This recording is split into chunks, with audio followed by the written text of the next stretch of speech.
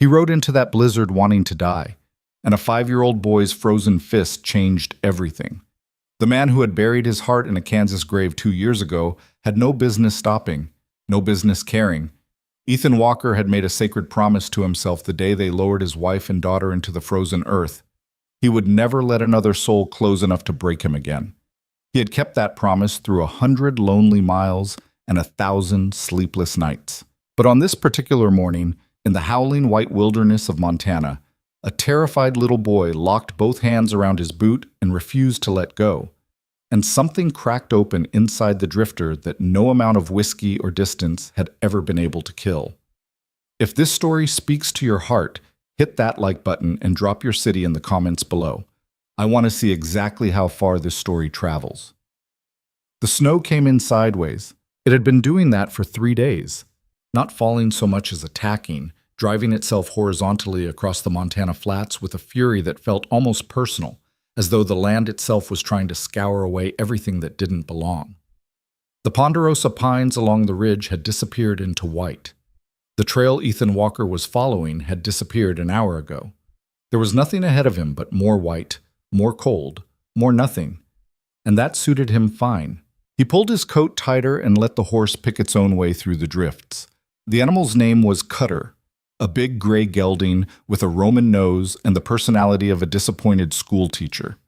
Cutter had carried Ethan through 4 states and 2 winters, and by now the horse had learned to read his rider's silences the way another man might read a map. This particular silence, stretched thin and brittle as January ice, meant don't stop, don't slow down, don't think. Ethan was good at not thinking. He was 34 years old and looked 45. His face had been carved by weather and grief into something lean and hard, all sharp angles and hollow places, the kind of face that made strangers step back from a bar without quite knowing why. His eyes were the particular gray of a winter sky just before a storm. Not angry, exactly. Just empty. The emptiness was worse than anger somehow. Anger at least wanted something. He had been riding north for no reason, or rather, for the only reason that made sense anymore. North was away. Away from Abilene. Away from the cemetery on the hill outside of town. Away from the house where he had found them. He didn't let himself finish that thought. He had a system. When the memory started to surface, he shoved it back down with the practiced efficiency of a man drowning a cat. He'd been drowning that particular cat for 2 years, and he was very good at it. The job in Billings had paid enough for a fresh horse and 3 weeks of supplies. After that, he didn't have a plan. He didn't make plans anymore. Plans assumed a future worth planning for. He almost missed the sound entirely. The wind was loud enough to swallow a shout, but there was something underneath it. A thin, high thread of noise that didn't belong to the storm. He pulled Cutter up, tilting his head. The horse's ears swiveled forward. There it was again. A voice. Small, desperate. Coming from somewhere down the slope to his left, where the land dipped toward what might have been a creek bottom buried under 4 feet of snow. Don't, something inside him said. He sat still for a full 30 seconds, listening to the wind. The sound came again, higher and more ragged this time, threaded with a sob that hit him somewhere below the ribs, despite everything he'd done to armor himself against exactly this kind of thing. Don't, said the voice inside him again, older and harder. You stop for this, and it will cost you something you can't afford. He turned Cutter's head toward the sound. He would think about that decision for years afterward, why he turned instead of riding on. He never found a satisfying answer. Maybe it was the cold. Maybe you could only be so empty before something purely animal took over. Maybe Cutter turned on his own, and Ethan just didn't fight it. Whatever the reason, he angled down the slope and pushed through a stand of scrubby juniper into a small hollow. And that was where he found the boy. He was maybe 5 years old, small even for 5, bundled in a coat that was too big and boots that were wrapped at the ankle with burlap sacking. He was standing in the snow up to his thighs, and he had been crying long enough that the tears had frozen on his cheeks in pale tracks. When Cutter pushed through the juniper branches, the boy spun around with his fists up, an absurd, heartbreaking gesture of defiance. And then his face crumpled with relief so raw it was almost painful to see. Mister, his voice was barely a sound. Mister, please. Ethan looked at the boy for a long moment. Then he looked back the way he'd come, at the trail that wasn't there anymore, at the wall of glowing white. "Where do you live?" he said. "The ranch." The boy pointed up the hollow, vaguely east. "Mama fell down. She won't get up." He was shaking so hard his words came out in pieces. "Danny's crying, and he won't stop, and I can't make the fire go, and Rose is so cold, mister. She's so cold." "How many of you?" "5. Me and Lena and Noah and Danny and the baby." His chin trembled. "Please, you gotta come." "Don't," said the voice inside him. The boy took 2 quick steps through the snow and wrapped both hands around Ethan's boot. He just held on. Both hands locked around the leather like he would never let go, like he was drowning, and the boot was the only solid thing in the world. He looked up at Ethan with eyes the color of creek water in spring, terrified and desperate and so full of naked hope that it was almost unbearable. Ethan looked down at those small frozen hands. He thought about the grave in Kansas. He thought about the 2 small mounds beside the larger one, the way the clay soil had looked turned up against the brown winter grass. He thought about the promise he'd made standing over those mounds in the cold, with the minister's words going in one ear and out the other, because none of it meant anything. None of it could possibly mean anything ever again. Then he reached down, took the boy under the arms, and lifted him up onto the saddle in front of him. "Which way?" he said. "What?" The ranch appeared out of the blizzard like a bad dream of a ranch, the ghost of what a working homestead might have been before something had gone terribly wrong. A main cabin, solidly built from squared logs but dark, no smoke rising from the chimney. A barn leaning slightly to the east, one door hanging open and banging rhythmically in the wind. A series of outbuildings in various stages of collapse, fencing down in 3 places he could see from here. The kitchen garden buried under drifts that reached the windowsills. It looked abandoned. It looked like a place that had given up. "There," the boy said, pointing unnecessarily. Ethan swung down and tied Cutter to the porch rail. The boy scrambled down after him and bolted for the door, wrestling it open with both hands. A blast of cold air came out, cold inside the cabin, barely warmer than outside. He followed the boy in and stopped. The main room was a single large space with a stone fireplace dominating the east wall, a long wooden table, 2 benches, a shelf of mismatched dishes and canned goods. A rope ladder led to a sleeping loft overhead. The fireplace held nothing but cold gray ash and the ghost of heat. Huddled together on the big rope bed against the far wall were 4 children. The oldest was a girl, maybe 13, holding what appeared to be a bundled infant against her chest, and watching him with eyes that were old and frightened and fierce all at once. Beside her, a boy of perhaps 11 sat with his arms around 2 smaller children, a girl who might have been 7 or 8, and a tiny boy of maybe 4 who was still crying in that exhausted, hiccuping way that told you he'd been at it for a long time. On the floor near this cold hearth, a woman lay unconscious. Ethan crossed the room in 4 strides and crouched beside her. She was young, younger than he'd expected, mid-20s at most. Dark hair spread across the floor around her, damp with sweat despite the cold. Her face was pale as birch bark, her breathing shallow and too fast. He pressed 2 fingers to the side of her neck. Her pulse was there, thin and rapid. "When did she fall?" he said, looking back at the children. "This morning." The girl on the bed, Lena, he remembered the boy saying, kept her voice carefully steady. "Before light.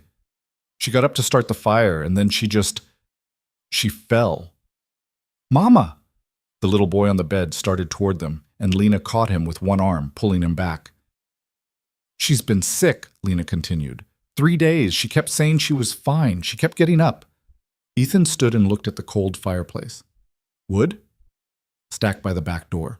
But Noah tried to start it and couldn't get it to—" He was already moving.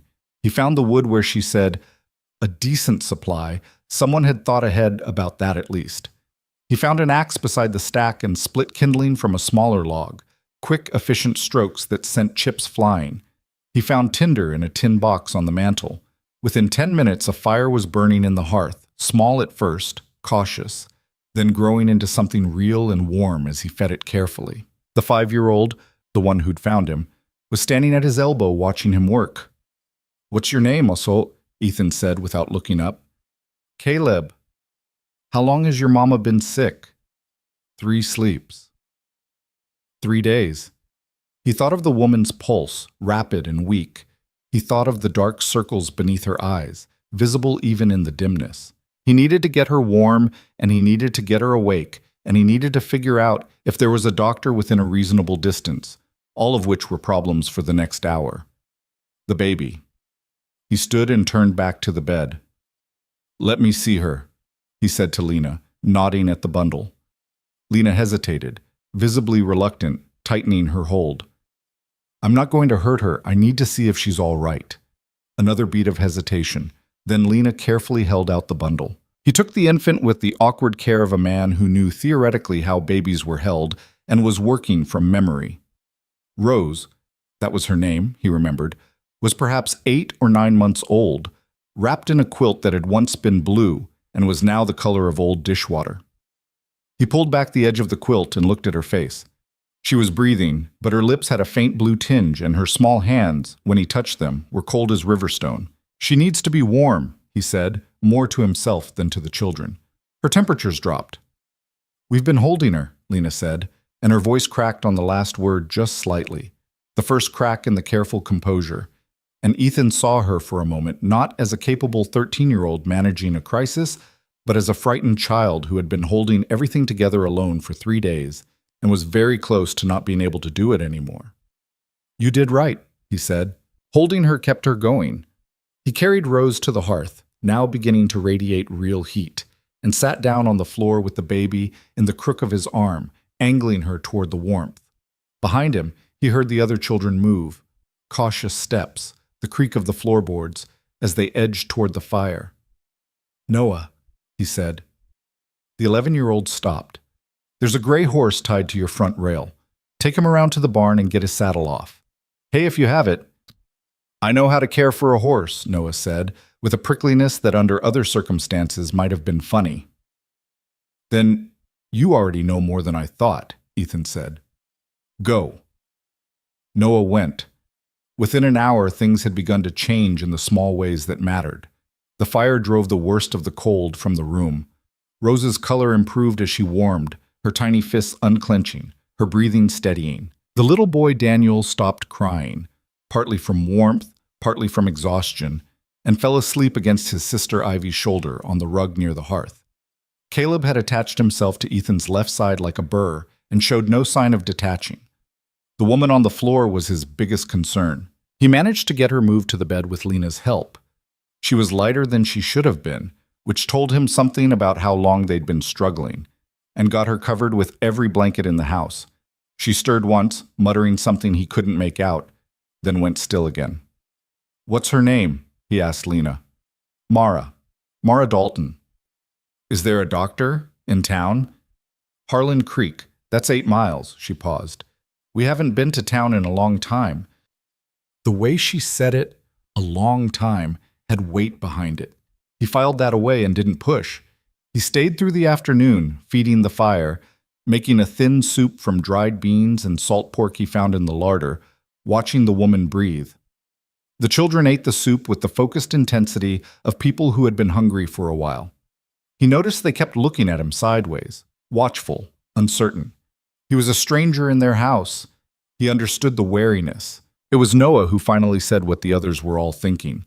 The boy had come back from the barn smelling of horse and cold air, and he stood on the other side of the fire watching Ethan with eyes that were his mother's eyes in a harder, less compromising face. "Who are you?" he said. "Ethan Walker." "What do you want?" "Nothing." He stirred the soup. "Your brother found me on the road." "People don't just help," Noah said with the bitter certainty of someone who had recently learned this lesson. "They want something." "What do you want from us?" Ethan looked at him. 11 years old, trying to be the man of the house and not quite fitting the role yet, all sharp edges and wounded pride. He reminded him of... He stopped that thought. "I want to make sure your mama doesn't die and your baby sister doesn't freeze," he said. "After that, I've got nowhere to be." Noah stared at him for a long moment.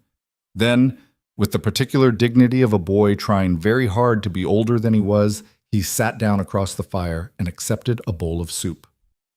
Mara Dalton opened her eyes just after dark. She came back to consciousness slowly, in pieces. Awareness of warmth first, then light, then the familiar smell of her own cabin with the unfamiliar overlay of a fire that burned differently from the way she built them. She turned her head and saw her children gathered around the hearth, alive and warm, Lena with the baby, and Daniel and Ivy asleep in a heap, and Caleb pressed against the leg of a man she had never seen before. She sat up too fast. The room tilted. Easy. The man was across the room in a moment, one hand on her shoulder steadying. You fainted this morning. You've got a fever. She looked at him, lean face, gray eyes, weather-worn. A stranger. Her children looked safe. Caleb was actually leaning against the man's leg, which meant something. Caleb didn't trust easily. Who are you? Her voice came out rough and thin. Ethan Walker, your boy found me on the road. A pause. Caleb? She looked at Caleb. He gave her a small nod of confirmation. My children, all fine. Baby's color is better. She got cold, but she's warmed up. I made soup. There's some left. She stared at him, trying to find the angle, the thing she was missing. Men didn't just appear in blizzards and save families without wanting something. She'd learned that too this past year. She'd learned it the hard way. What do you want for this? She said flatly. Something moved across his face. Quick, almost imperceptible. Not offense. Something more like recognition. Nothing, he said. Same answer I gave your son. Nobody does something for nothing. No, he agreed. Usually not.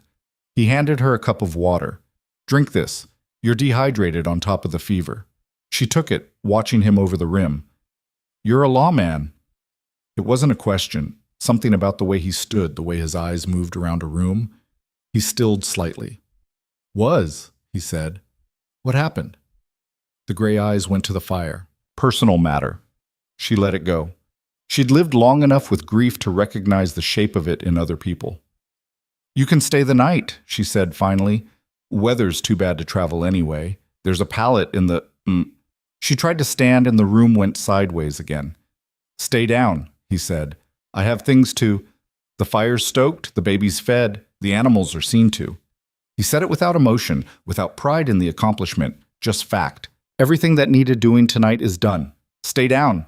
She looked at him for a long moment.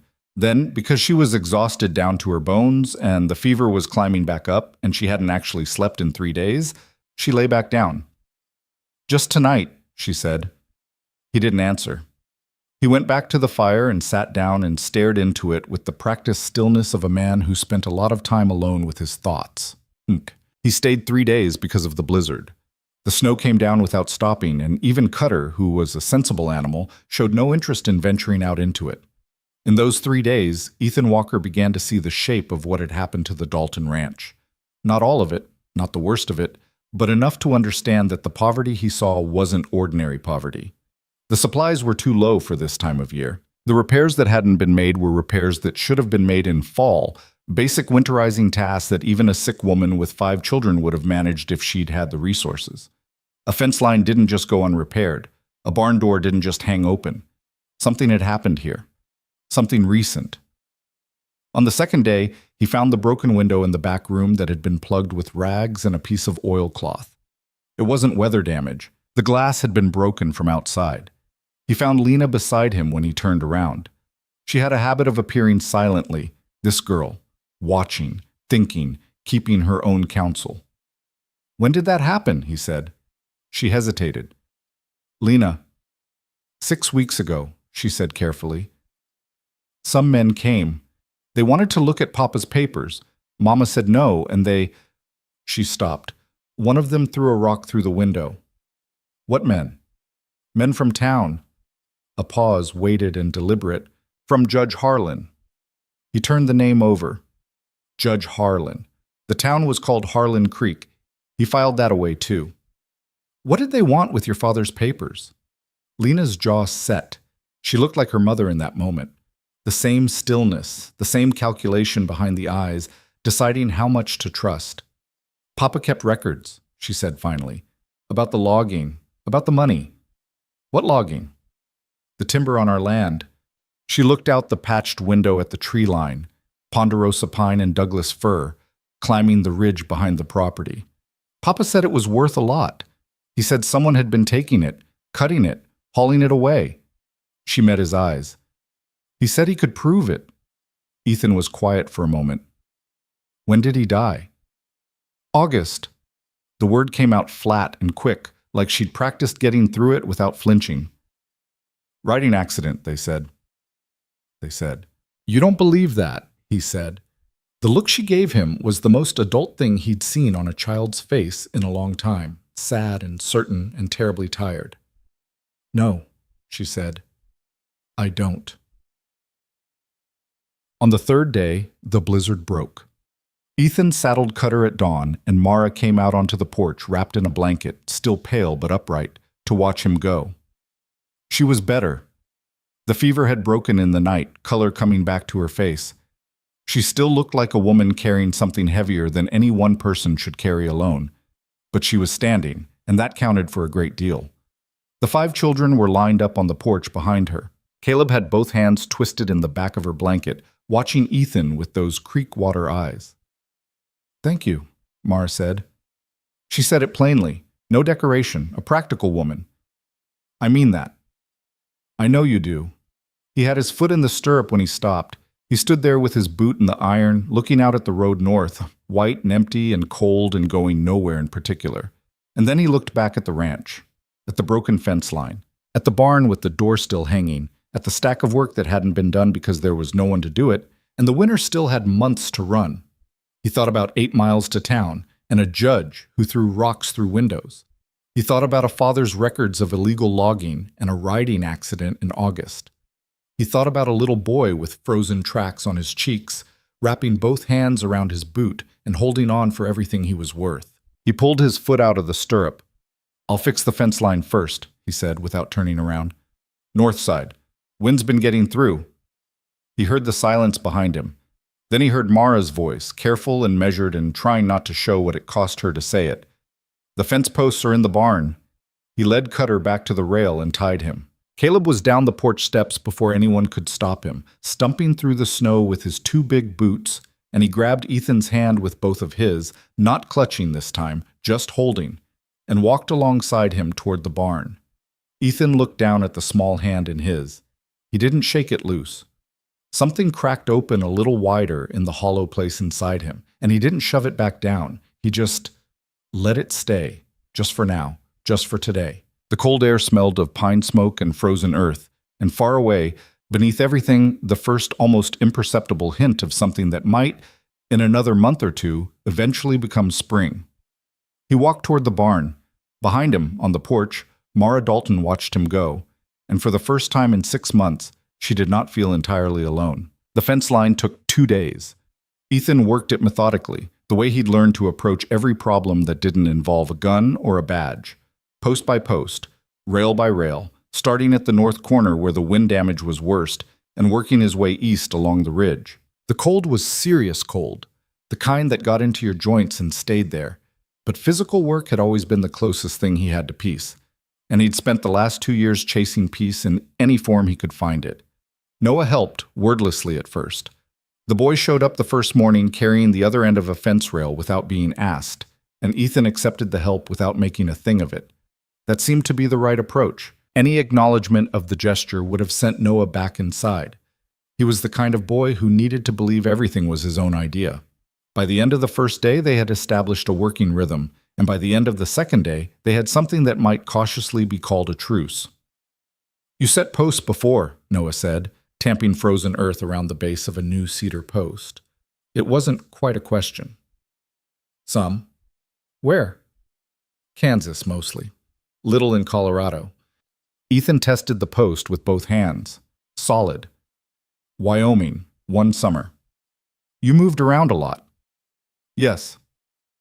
Noah was quiet a moment, working. His breath came in small white clouds. Why? Ethan picked up the next post.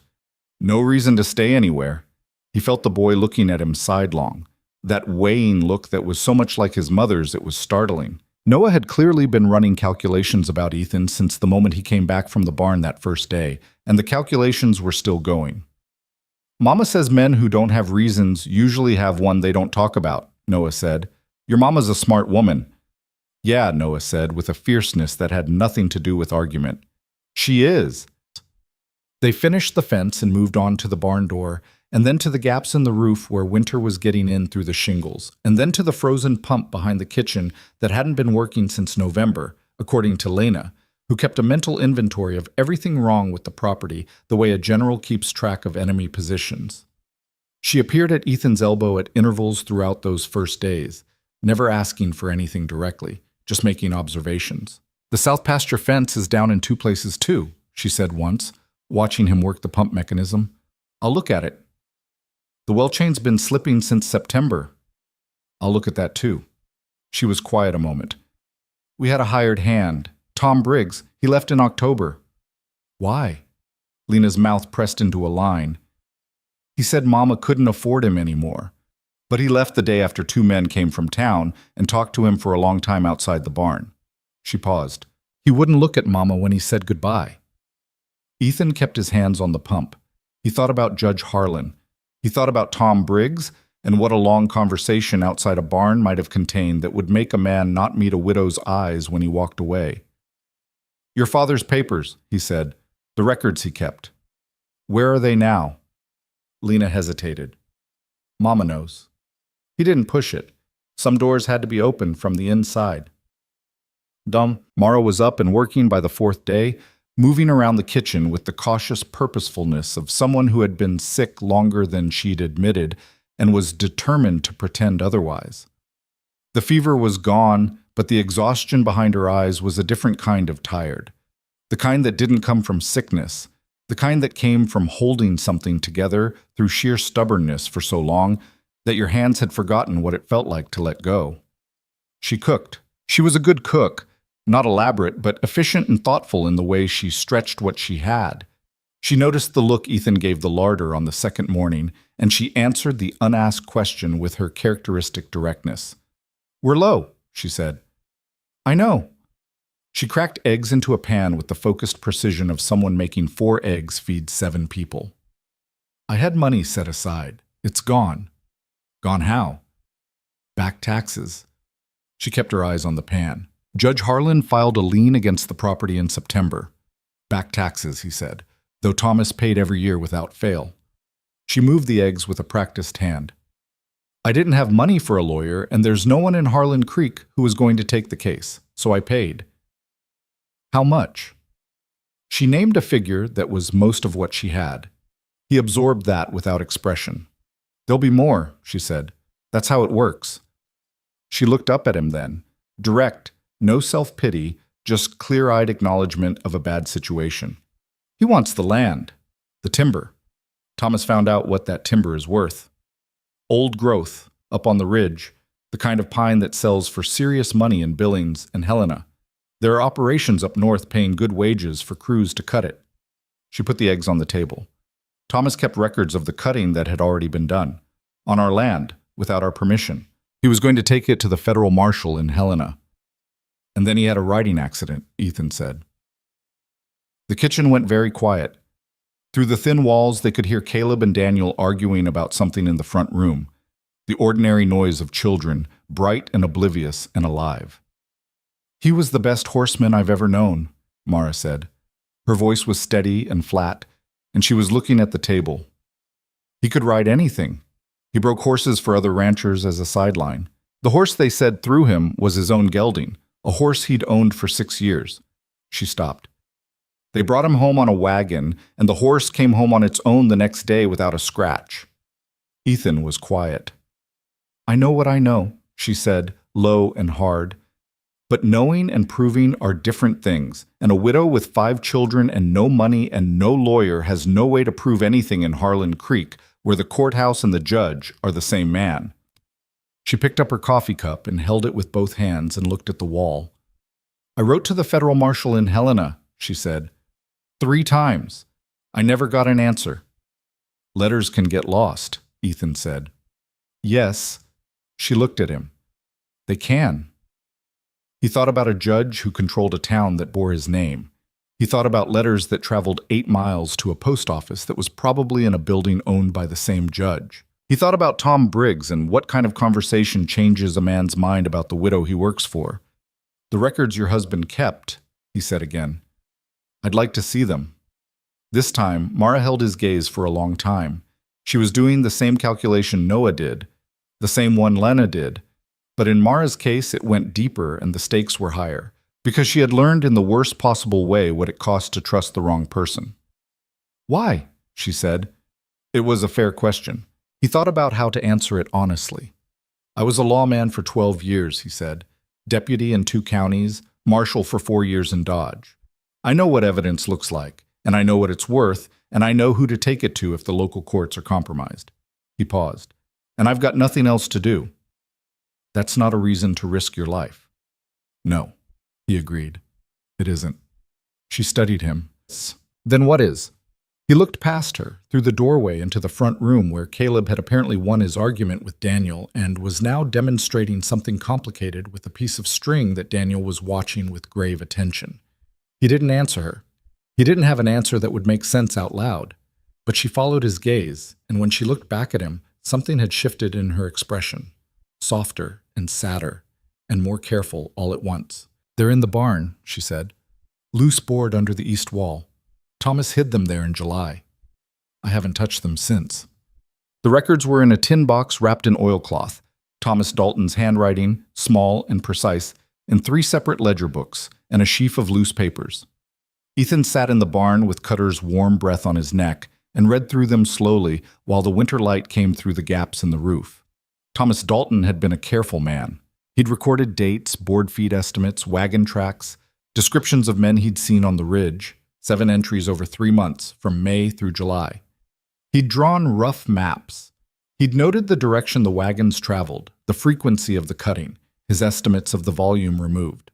On a separate paper, in neater handwriting that suggested he'd copied it from somewhere else, were figures, timber prices, calculations, a total that made Ethan read it twice. The number was staggering. Not a small theft, not men helping themselves to firewood.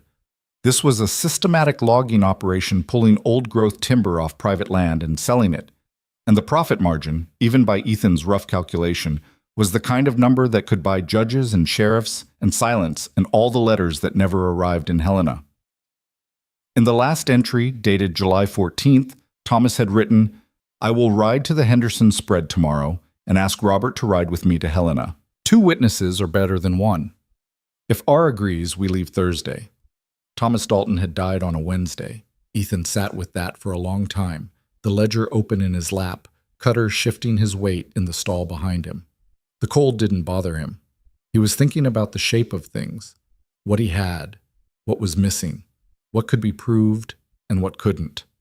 He had records, but records written by a dead man could be dismissed as fabrications. He needed witnesses. People who had seen the cutting, people who had been offered money to stay quiet and had taken the money and were still, somewhere inside, ashamed of it. He thought about Tom Briggs. He put the ledgers back in the tin box and carried them into the house. Christmas was 3 weeks away, though you wouldn't know it to look at the Dalton cabin. There were no decorations, no pine boughs, none of the small festive preparations that Ethan remembered from. He stopped that memory at the door, the same as always. But the children knew the date. Children always knew the date when something good might be coming, even when the circumstances made it uncertain. It was Ivy who brought it up. 7 years old, with her mother's dark hair and a cheerful directness that cut through adult evasion like a hot knife. She appeared at Ethan's elbow one afternoon while he was patching a gap in the south wall, with the particular gravity of a child who has something serious to say. "We usually put up the pine branches," she said. "Mama cuts them from the big tree by the creek." "That sounds nice." "It makes the cabin smell good." She watched him work. "Are you going to be here for Christmas?" He kept his eyes on the wall. "Don't know yet." "Noah says you'll probably leave soon." Noah might be right. Ivy considered this. "I don't think you're going to leave," she said, with the breezy certainty of a 7-year-old who had decided something. "Caleb would be real sad, and I think you would be too, even if you don't know it yet." He looked down at her. She was watching him with bright, uncomplicated eyes. None of her siblings' wariness, none of her mother's careful assessment, just open and honest and absolutely sure of herself. "You're pretty direct," he said. "Mama says it saves time," Ivy said, and went back inside.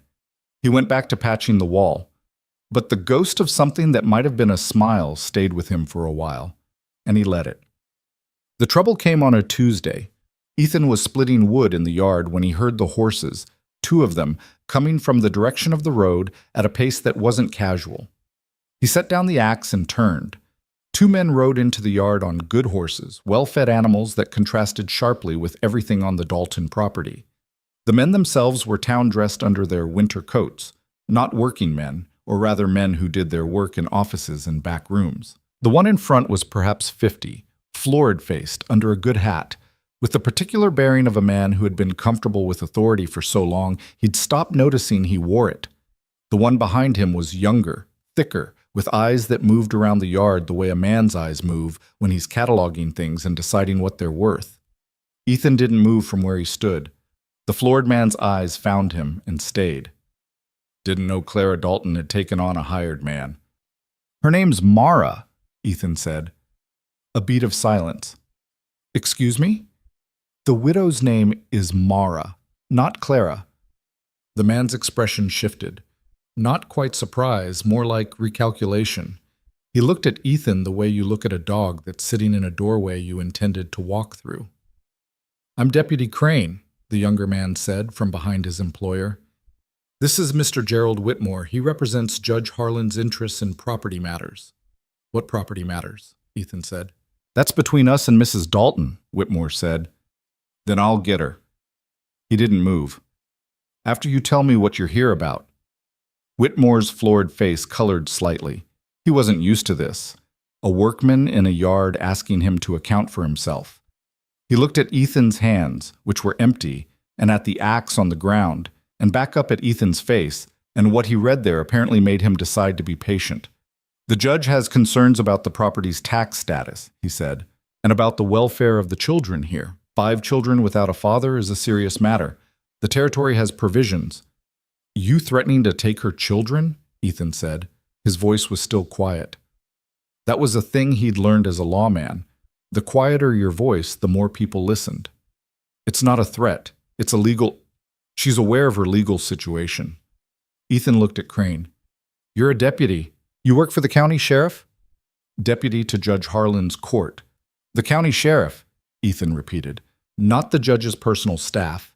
The county. Crane's jaw tightened.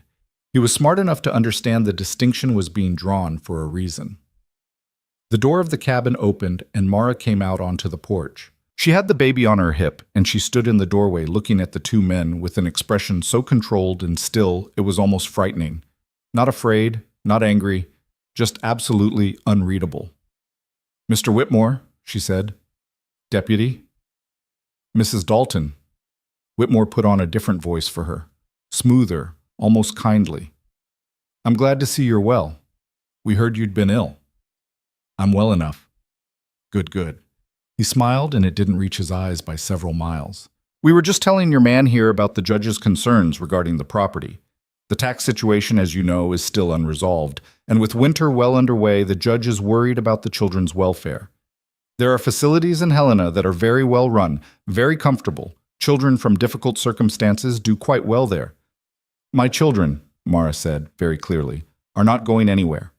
Mrs. Dalton, be reasonable. A woman alone, 5 children, a ranch that's clearly struggling. The judge is trying to help you. The judge, Mara said, has done enough for my family. The silence stretched out. Whitmore looked at her with those calculating eyes, recalibrating. He looked at Ethan again, at the way Ethan was standing, at the competence implicit in how still he was. Something behind his expression shifted, became more careful. We'll be back, he said pleasantly, when the weather allows. He turned his horse. Crane followed with one backward look at Ethan that was equal parts warning and curiosity. They rode out of the yard without hurrying. Ethan watched them go until they were out of sight on the road. Then he looked up at Mara. She was holding the baby tight, tighter than was necessary, and her free hand was pressed flat against her thigh, a small private gesture of control. When she met his eyes, she let out a breath that had clearly been held since the moment she opened the door. They've never mentioned Helena before, she said. The children. They're escalating, Ethan said. Why now? He looked toward the tree line. The ridge, the old-growth timber, the reason for everything. Winter's almost half over, he said. If they're going to cut that timber before spring makes it obvious, they need to move soon, and they can't move while you're on the property. He paused. So they need you off the property. Mara looked at the road where the two men had disappeared. Her jaw was set and her eyes were cold and clear in the winter light. I'm not leaving, she said. I know. I was born on this land. Thomas is buried on this land. She looked at him. I will not leave. I know, he said again. So what do we do? It was the first time she'd said we. He wasn't sure she'd noticed. He didn't point it out. I need to go to town, he said. I need to find Tom Briggs. Harlan Creek was exactly the kind of town its name described. Scraped into a creek valley, functional rather than thriving, organized around a main street that contained a general store, a saloon, a feed merchant, a livery, and a courthouse building that was substantially larger and newer than everything around it. The courthouse loomed over the street the way a rich man looms over a table he's just bought, proprietarily, without apology. Ethan rode in on a gray Thursday morning, Cutter's hooves breaking the crust of new snow. He was dressed the same way he always dressed. Nothing notable, nothing that announced anything. He'd learned long ago that a man nobody looked at twice got more information than a man who walked into a room like something. He found Tom Briggs in the second place he looked, nursing a beer at the saloon's far end at 2 p.m, a man maybe 50, with big hands and a face that had caved in on itself in the way faces do when something has taken the structure out of them. Ethan sat down across from him without asking. Briggs looked up and looked back down. Don't know you. You worked for the Daltons, Ethan said. Left in October. The big hands tightened around the beer glass. Nothing to say about that. The baby almost froze to death 3 weeks ago, Ethan said. Mara Dalton's been running a fever alone with 5 children in a broken cabin. The north fence was down and they were almost out of wood. Briggs's jaw worked. He stared at the table.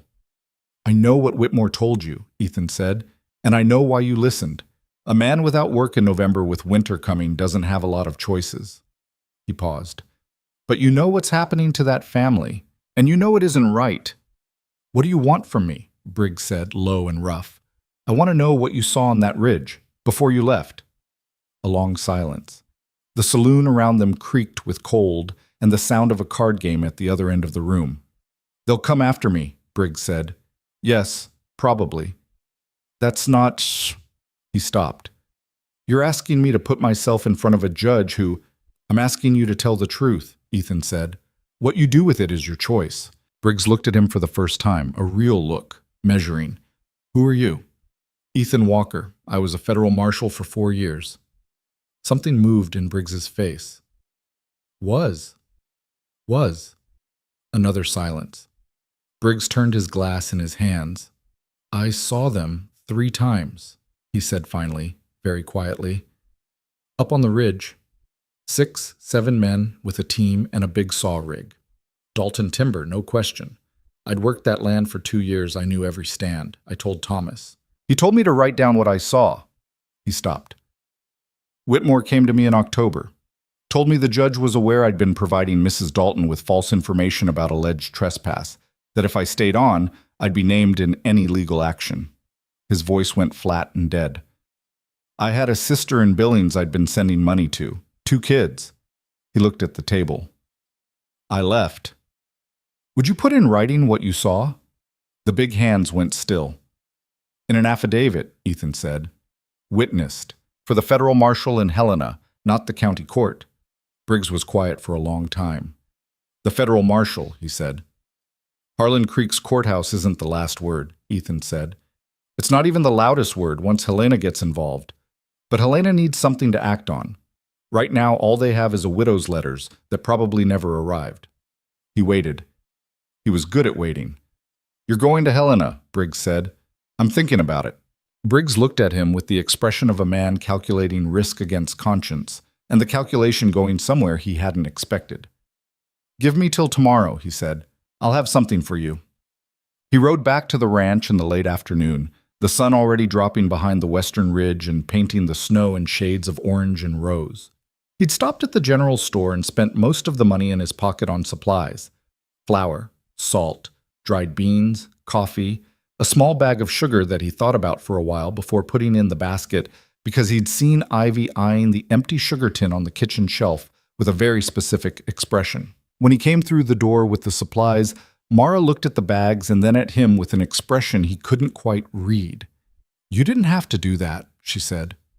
"Store credit against the spring," he said, which was both true and not the whole truth, and she knew it, and they both let it stand. He put the bags on the table. Caleb immediately appeared at his side, drawn by the smell of fresh coffee. "Did you go to town?" Caleb asked. "I did." "Did you see the big building? The courthouse? Noah says it's got a real clock on it. Does it?" "It does." He looked down at the boy. "Keeps pretty good time, too." Caleb considered this with great seriousness. "I've never seen a real clock," he said. "Not on a building." "We'll fix that sometime," Ethan said, and didn't notice until later, until he was lying on the pallet in the dark listening to the cabin breathe with sleeping children. What he'd said. "We'll fix that." Like there was a we. Like there was a sometime that was his to promise. He lay in the dark and thought about that for a long time. Through the small window above him, the sky was black and dense with stars. The enormous Montana sky that made you feel both very small and, on certain nights, unexpectedly part of something large enough to matter. He thought about the tin box of ledgers under the floorboard. He thought about Tom Briggs' hands around a beer glass.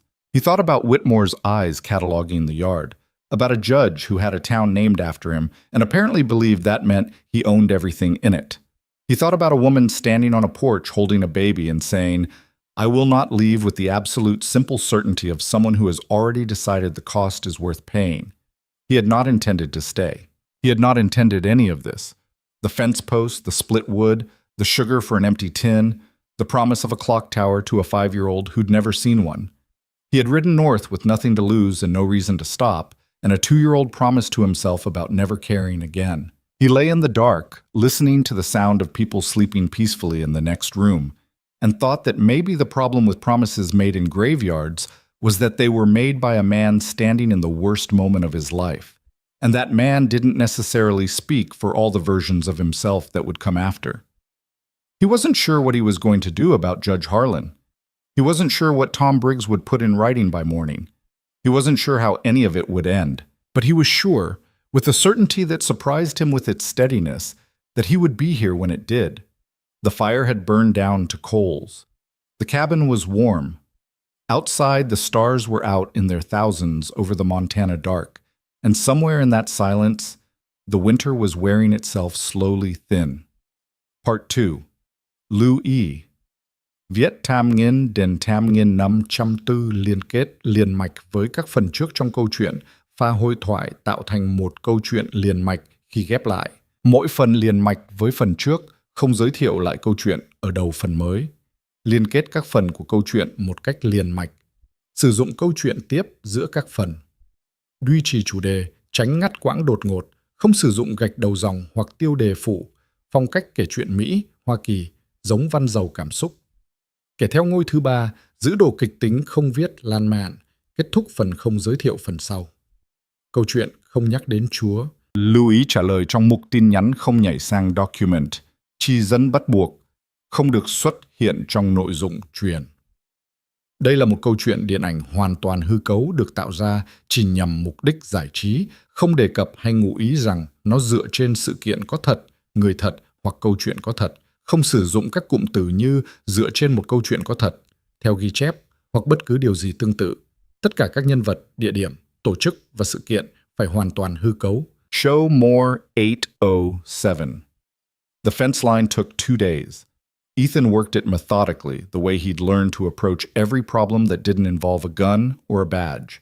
Post by post, rail by rail, starting at the north corner where the wind damage was worst, and working his way east along the ridge. The cold was serious cold, the kind that settled into your joints and made itself comfortable. But physical work had always been the closest thing he had to peace, and he'd spent 2 years chasing peace in any form available. Noah helped. The boy showed up the first morning carrying the other end of a fence rail without being asked, and Ethan accepted the help without making a thing of it.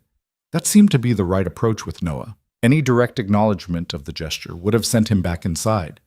He was the kind of boy who needed to believe everything was his own idea. By the end of the first day, they had established a working rhythm, two people moving through the same task without needing to talk about it. By the end of the second day, they had something that might cautiously be called a truce. "You've set posts before," Noah said, tamping frozen earth around the base of a new cedar post. It wasn't quite a question. "Some." "Where?" "Kansas, mostly. Some in Colorado." Ethan tested the post with both hands. Solid. "Wyoming, one summer." "You moved around a lot." "Yes." Noah worked for a moment, his breath coming in small white clouds that vanished in the cold air. "Why?" Ethan picked up the next post.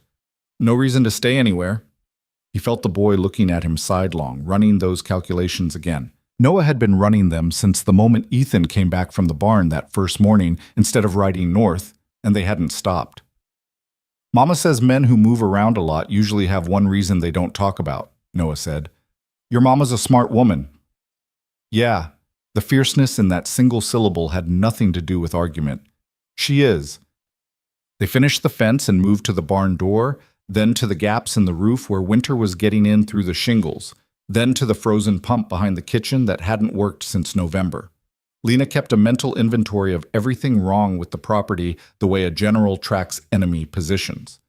She appeared at Ethan's elbow at intervals throughout those days, never asking for anything directly, just making observations. "The south pasture fence is down in two places," she said once, watching him work the pump mechanism. "I'll look at it." "The well chain's been slipping since September." "That too." She was quiet a moment. "We had a hired hand, Tom Briggs. He left in October." She paused in that careful way she had, choosing words the way you choose footing on ice. "He left the day after two men came from town and talked to him for a long time outside the barn. He wouldn't look at Mama when he said goodbye." Ethan kept his hands on the pump. He thought about what kind of conversation changed a man's mind about the widow he worked for, and what had to be in it to make him leave without meeting her eyes. "Your father's papers," he said. "The records he kept. Where are they now?" Lena hesitated. "Mama knows." He didn't push it. Some doors had to be opened from the inside. Mara was up and moving by the fourth day, operating around the kitchen with the careful purposefulness of someone who had been sick longer than she'd admitted and was determined not to show the cost of it. The fever was gone, but the exhaustion behind her eyes was a different kind.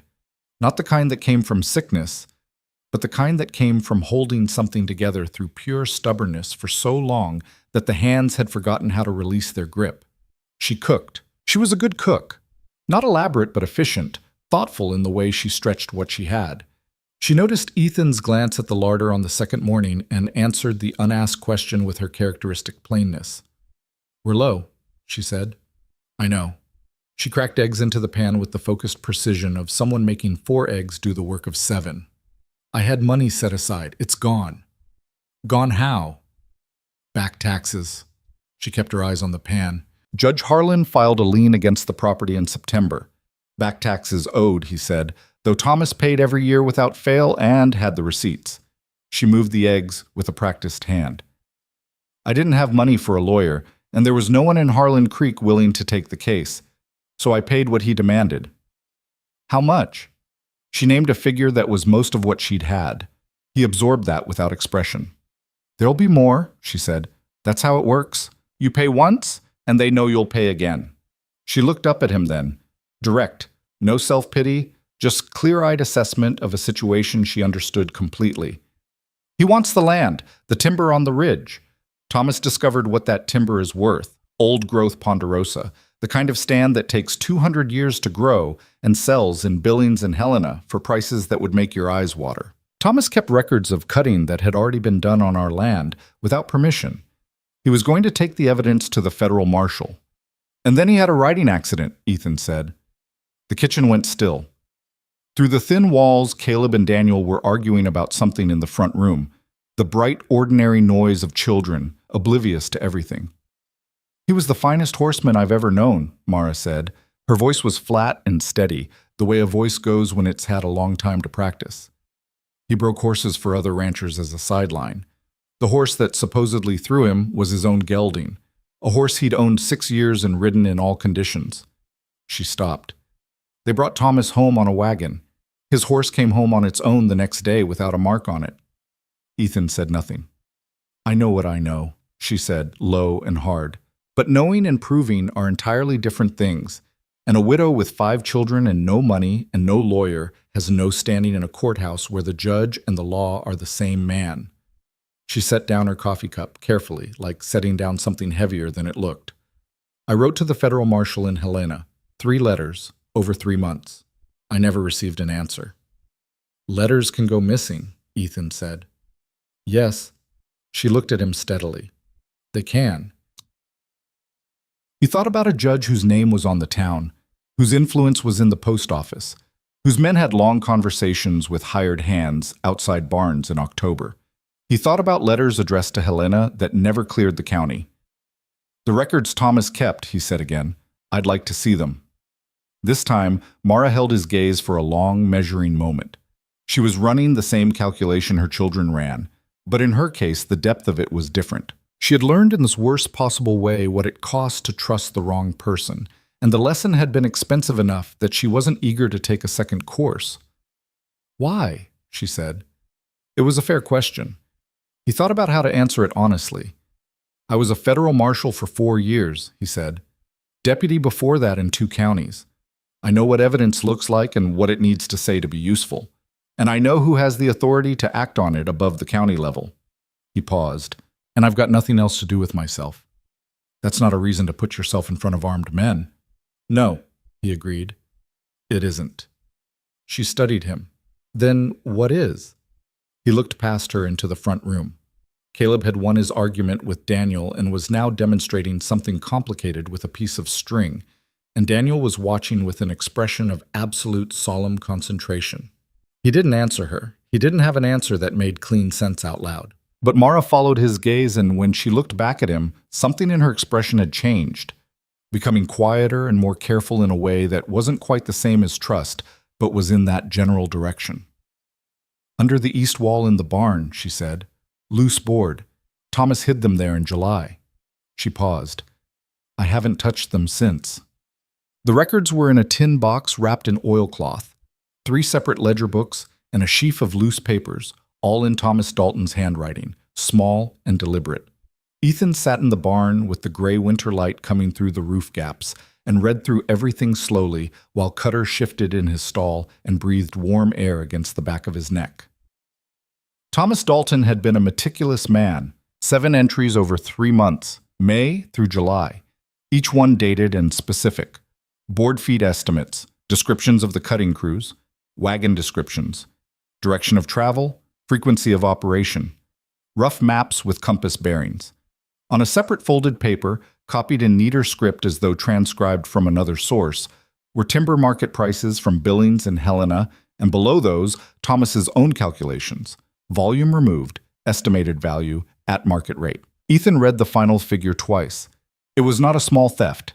It was not men helping themselves to firewood or cutting a few trees for lumber.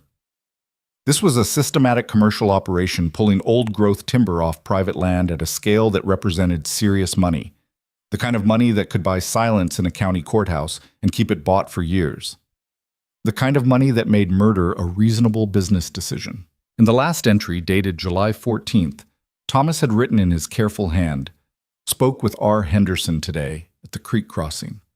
Told him what I've found and asked him to ride with me to Helena as a second witness. R says he'll give me his answer by Wednesday. If he agrees, we leave Thursday morning." Wednesday. Thomas Dalton had died on a Wednesday. Ethan sat with that for a long time. The cold worked into his coat, but he didn't move. He was thinking about the shape of the case, what he had, what he still needed, what could be proved in front of a federal judge, and what would be dismissed. The ledgers were Thomas's records, written by a dead man whose death had been ruled an accident by the same county judge who was profiting from the crime Thomas had documented. A defense lawyer could argue fabrication. A sympathetic judge, or a corrupt one, could exclude them. He needed living witnesses, people who had seen the cutting with their own eyes, people who had been paid to stay quiet and were still, somewhere in themselves, ashamed of having taken the money. He thought about Tom Briggs. He put the ledgers carefully back in the tin, wrapped the oilcloth tight, and carried the box inside. Christmas was 3 weeks away, though you wouldn't have known it from the cabin. There were no decorations, none of the small preparations that announced the season was coming. The children knew the date, the way children always know when something good might be approaching even in difficult circumstances, but the knowing had a subdued quality to it this year, as if they'd learned not to want things too directly. It was Ivy who brought it up. She was 7 years old, with her mother's dark hair and a gift for direct conversation that cut through adult evasion like a clean blade. She appeared at Ethan's elbow one afternoon while he was patching a gap in the south wall, carrying the kind of gravity that meant she had thought about what she wanted to say. "We usually put up pine branches," she said. "Mama cuts them from the big tree by the creek. It makes the whole cabin smell like outside." "That sounds nice. Are you going to be here for Christmas?" He kept his eyes on the wall. "Don't know yet. Noah says you'll leave soon." Noah might be right. Ivy considered this with the unhurried patience of a child who has made up her mind about something and is giving the other party time to catch up. "I don't think you're going to leave," she said. "Caleb would be sad. And I think you would too, even if you haven't figured it out yet." He looked down at her. No wariness in her face, none of her siblings' careful assessment. Just open certainty, like weather. "You're pretty direct," he said. "Mama says it saves time." She turned and went back inside with perfect composure, as if she had accomplished exactly what she came to do. He went back to the wall, but something had shifted in the air around him, lighter somehow. The ghost of a smile stayed with him longer than he expected, and he let it. The trouble came on a Tuesday, 9 days after the blizzard broke. Ethan was splitting wood in the yard, working through the stack with the steady, efficient rhythm he'd developed over the past week, when he heard the horses. 2 of them, coming from the road at a pace that wasn't casual. Not urgent, but deliberate. The pace of men who expected to be received. He set the axe down and turned. They rode into the yard on good horses, well-fed animals that looked prosperous against the lean backdrop of the Dalton property. Both men were town-dressed under their winter coats. Not working men, or rather men whose work happened in offices and back rooms, and left no physical evidence on their hands. The one in front was around 50, broad-faced and florid under a good hat, carrying himself with the settled ease of a man who had worn authority so long he'd stopped noticing it. The one behind him was younger, thicker through the shoulders, with watchful eyes that moved around the yard in small, systematic arcs, cataloging. Ethan didn't move from where he stood between the woodblock and the stack. The florid man's eyes found him, assessed him, and stayed. "Didn't realize Clara Dalton had taken on a hired man." "Her name is Mara," Ethan said. A small pause. "Excuse me?" "The widow's name is Mara, not Clara." The man looked at him with the expression of someone who has walked toward a door that turned out to be a wall. Not quite anger, more like the confusion of an expectation not being met. He looked at Ethan the way you look at a stone in a path you intended to walk straight through. "I'm Deputy Crane," the younger man said, stepping into the silence. "This is Mr. Gerald Whitmore. He represents Judge Harlan's interests in property matters throughout the county." "What property matters?" Ethan said. "That's between us and Mrs. Dalton," Whitmore said, recovering his composure and his tone. "Then I'll get her, after you tell me what you're here about." The silence that followed had edges. Whitmore looked at Ethan with the reassessment of a man who came prepared for one kind of conversation and has found himself in another. His eyes went to Ethan's hands, empty, and to the axe handle leaning against the wood block, and back up to Ethan's face, and whatever he read there made him decide to be temporarily accommodating. "The judge has ongoing concerns about the tax situation on this property," Whitmore said. "The outstanding amount has not been paid in full. Additionally, there are questions about the welfare of the children here. 5 young children without a father, a mother in poor health. The territory has provisions for circumstances like this. Very good ones. There are facilities in Helena." "You're threatening to take her children," Ethan said. "Not a question." "It's not a threat. It's a legal mechanism designed to... You rode 8 miles through the cold to tell a sick widow her children might be taken by the state. Ethan's voice stayed level and quiet. I want to be sure I'm understanding you correctly. Whitmore's florid color deepened. He was not accustomed to being summarized this plainly, and he didn't enjoy it. Behind him, Deputy Crane was watching Ethan with an expression that had moved from dismissal to something more cautious. The cabin door opened. Mara came out onto the porch with Rose on her hip, standing in the frame of the doorway with the stillness she'd shown in a crisis. Absolute, unreadable, nothing leaking through that she didn't intend. Mr. Whitmore, she said. Deputy Crane. Mrs. Dalton. Whitmore's voice changed for her, smoother, almost gentle, the voice of a man who has rehearsed concern.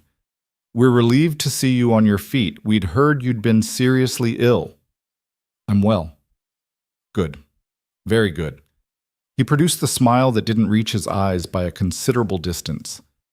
We were explaining to Mr. Walker here, that the judge is concerned about your situation, the tax liability, the children's welfare. He wants to help you find a resolution that works for everyone. The judge, Mara said, with a precision that stripped the sentence of every molecule of warmth, has already helped my family as much as I intend to allow. The smile held but thinned. Mrs. Dalton, I understand you're grieving. I understand this has been a very difficult year. But the legal reality of your situation, my legal situation, Mara said, is that I own this land free and clear except for a tax lien your employer manufactured in September. My children are fed and clothed and in school by correspondence, and I have not broken a single law. She held his gaze. Can Mr. Whitmore say the same? The yard went very quiet.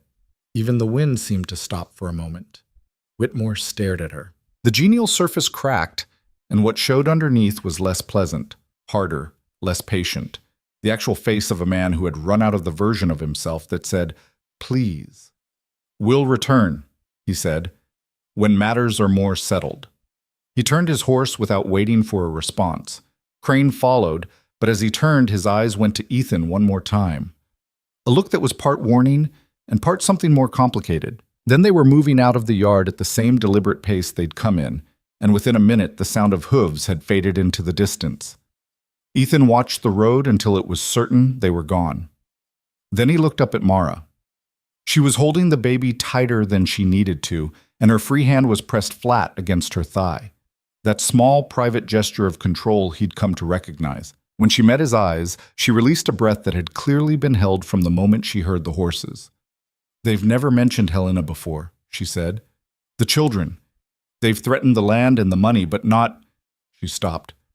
They're moving faster now, Ethan said. Something's changed. What? He looked toward the ridge, the tree line, the old-growth timber standing silent and enormously valuable above the snow line. Winter's half over. If there's a cutting operation planned for this land before spring makes the evidence obvious, they need to be in position soon. They can't operate while you're here and watching. He paused. So they need you gone. One way or another. Mara looked at the empty road for a long moment. Her jaw was set and her eyes were the flat gray of winter sky. I'm not leaving, she said. I know. Thomas is buried 50 yards from this porch. My children were born in this house.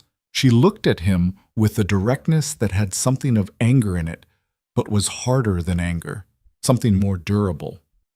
I will not leave this land. I know, he said again. So, she shifted Rose on her hip, the practical gesture of a woman adjusting a weight she'd been carrying a long time. What do we do? It was the second time she'd said we. He wasn't sure she'd noticed either time. He let it stand. I need to go to town, he said. I need to find Tom Briggs. Harlan Creek was exactly what its name described. A settlement scraped into a creek valley by people who had intended to keep moving and then stopped, organized around a main street that contained a general store, a saloon, a feed merchant, a livery stable, and a courthouse building that was substantially larger and more solidly built than everything around it. The courthouse looked like a statement. It looked like a man who wanted the town to understand his position. Ethan rode in on Thursday morning with Cutter picking careful steps through the frozen Main Street ruts. He was dressed the same way he always dressed. Nothing that announced anything. Nothing notable. A working man on an errand. He'd learned as a lawman that the most useful kind of presence was the kind people didn't register. He found Tom Briggs in the saloon. Not the first place he looked. The feed merchant and the livery came first, asking careful questions in casual voices. But the second. Briggs was at the far end of the bar in the middle of the afternoon, nursing a beer with the focused application of a man who is drinking to occupy himself rather than for any particular pleasure. He was perhaps 50, built broad and going soft, with the large, competent hands of a man who'd worked outdoors his whole life and a face that had caved in on itself. The particular collapse that happens when something has been removed from the inside. Ethan sat down across from him without asking. Briggs looked up and looked back down. "Don't know you." "You worked the Dalton Ranch," Ethan said. "Left in October." The big hands tightened around the glass. His eyes stayed on the bar. "The baby almost froze to death 3 weeks ago," Ethan said. "Mar Dalton's been running a fever alone with 5 children in a cabin with no fire. The north fence was down. They'd been out of proper supplies since before Christmas." He paused. "Lena, the oldest girl. She's been holding that family together since you left. She's 13 years old." Briggs's jaw worked. He said nothing. "I know what Whitmore told you," Ethan continued, his voice staying even. "And I understand why you listened. A man without work in October with winter coming on doesn't have a lot of room to be principled. That's not a judgment." He let a moment pass. "But you saw what you saw on that ridge, and you know what happened to Thomas Dalton wasn't any accident." "Don't!" The word came out rough, like it had been sitting in a rough place. "Tom, what do you want from me?" Briggs said, low and hard, still not looking up. "I want to know what you saw before you left." "All of it, in as much detail as you can remember." A long silence expanded between them. The card game at the other end of the saloon went on without them, voices low and bored, a chair scraping. "They'll come after me," Briggs said. "Likely, yes. Whitmore's not... It's not just Whitmore. The judge has men. Real men, not just lawyers." He turned his glass in his hands. "A man alone in this county doesn't have a lot of choices." "No," Ethan said. "He doesn't. But you're not the only person who saw things they shouldn't have seen, and you're not the only one Whitmore talked to. You're just one piece." He waited until Briggs looked up. "What you tell me goes to the federal marshal in Helena, not to Harlan's courthouse. Helena has jurisdiction the judge can't touch. But Helena needs something real to act on. Right now all they've got are letters from a widow that probably never left the county." Briggs stared at him. "Who are you?" "Ethan Walker. Federal marshal, retired. 4 years out of Dodge." Something shifted in the big man's face. Not trust, not yet, but the small movement of a door that had been locked, considering whether the key being offered was the right one. "I saw them 3 times, Briggs said very quietly. "Up on the North Ridge. On Dalton land. I knew every stand on that property, knew it the way you know your own hands. First time was late May, early in the morning. 6 men and a team, a big commercial rig. Not homestead cutting, not firewood. They were taking the old Ponderosa." He stopped and turned his glass. "I told Thomas. He said he'd already seen them twice and was keeping records. He asked me to write down what I saw. Dates, descriptions, everything specific." A pause. "I wrote it. Gave it to him the week before he died." Ethan absorbed that. "That record? Do you know if it's with his other papers?" "I don't know what happened to it." Briggs's voice went hollow. "After Thomas died, I didn't ask questions. I kept my head down. And then Whitmore came." He exhaled a long, slow breath. "Told me the judge knew I'd been giving Mrs. Dalton false information about alleged trespassing on Dalton land. That if I stayed on, I'd be named as a co-conspirator in Thomas's scheme to defraud the county through fraudulent tax protests." He looked at his glass. "I have a sister in Billings. 2 kids she's raising on her own. I send her money every month." He stopped. Ethan waited. "I left," Briggs said. I left." The silence between them wasn't accusatory. Ethan understood the arithmetic of it. The calculation a man makes when the cost of doing right comes out of someone else's account. He'd seen it 100 times. "Would you put what you saw in writing?" Ethan said. A sworn affidavit, witnessed and notarized, addressed directly to the federal marshal's office in Helena. Briggs was quiet for a long time, long enough that Ethan began to think the answer was no. The federal marshal, Briggs said finally, not the county. Not the county. Briggs turned his glass one more time, then set it down with a deliberateness that meant something. Give me until tomorrow morning, he said. I need to think about how I say it, what I actually saw, what I can swear to. He looked up. I won't lie in a sworn statement. I'm not asking you to. I need to get it right. Tomorrow morning, Ethan said.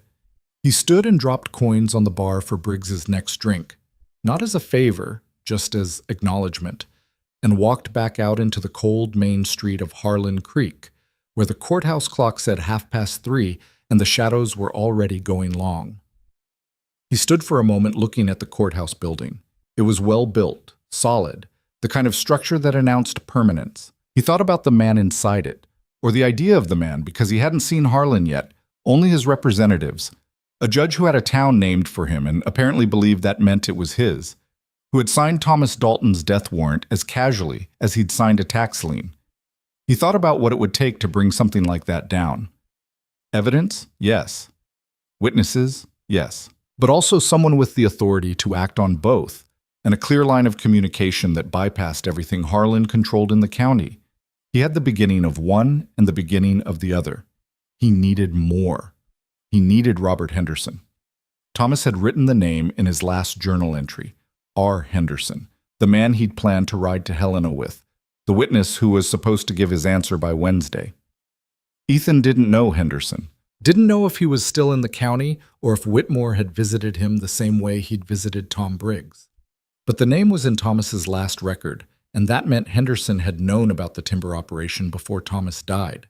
That made him either a potential witness or a man who had been persuaded to forget what he knew. Either way, Ethan needed to find him. He stopped at the general store before leaving town. He spent most of the money in his pocket on supplies: flour, salt pork, dried beans, coffee, a small paper bag of sugar that he thought about for a moment before adding. He'd seen Ivy looking at the empty sugar tin on the kitchen shelf with a very specific expression, the contained wishfulness of a child who has learned not to ask for things she doesn't expect to get. The storekeeper, a compact man named Ellis with an accountant's eyes, watched Ethan load the supplies with a carefully neutral expression. When Ethan put the sugar on the counter, Ellis glanced at it and then at Ethan. "You're staying out at the Dalton place," Ellis said. "For now." Ellis looked at him for a moment. Whitmore was in here yesterday, asking who'd been buying supplies on credit for that account. A pause. I told him the account was current. Another pause, more deliberate. Seemed like the right thing to say. Ethan looked at the man. Ellis held his gaze steadily, not asking for anything, not making a thing of it. Just a small piece of information, offered and received. "Robert Henderson," Ethan said. "He's still in the area?" Something moved behind Ellis's careful eyes. Henderson sold his spread in October, moved his family to Billings. He busied himself with the packaging, though I heard he's been back once or twice, staying with his brother-in-law out on the Clearwater Road. Ethan paid for the supplies and loaded them into Cutter's saddlebag. As he stepped up, Ellis came to the door of the store. "Walker," he said. Ethan looked back. "Whitmore and Crane aren't the worst of it," Ellis said quietly, with his eyes on the courthouse at the end of the street. "The judge has a man. Not a deputy, not a lawyer. Fella named Cord who came up from the south about a year ago. Big man. Does the kind of work that doesn't get written down." He looked at Ethan directly. "Thought you should know." Ethan held the man's gaze for a moment, then nodded once. He turned Cutter north and rode out of Harlan Creek with the courthouse clock at his back and the sky turning the deep cold blue of a winter afternoon, heading toward dark. He arrived back at the ranch as the last light was failing, the horizon behind him still faintly orange, the east already deep purple. Smoke was rising from the chimney in a straight column, no wind tonight, and through the window the lamplight made the cabin glow amber against the snow. He stopped Cutter for a moment at the gate and looked at it. It was a simple picture: warm light, smoke, the solid dark shape of the cabin against the dark shapes of the pines. He had ridden past 1,000 pictures like this in 4 years on the road and never stopped. Had trained himself not to stop, not to look, not to register the warmth inside those lit windows as anything that pertained to him. He dismounted and put Cutter up and went inside.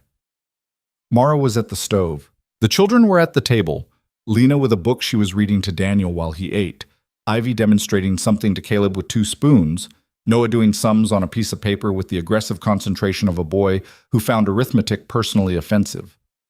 Rose was in the little wooden cradle by the fire, awake, and looking at the ceiling with the solemn intensity infants bring to ceilings. Nobody made a production of his return. Noah looked up and looked back at his sums. Ivy waved with one of the spoons. Caleb slid off his bench and came to stand beside Ethan with both hands in his pockets, which was his version of a greeting. Ethan set the supplies on the counter. Mara turned from the stove and looked at the bags, and he saw her register the quantity of them and start to frame an objection, and then see his face and let it go. He put the sugar tin on the shelf. Ivy saw it and went very still for a moment, then turned back to her spoon demonstration without saying anything.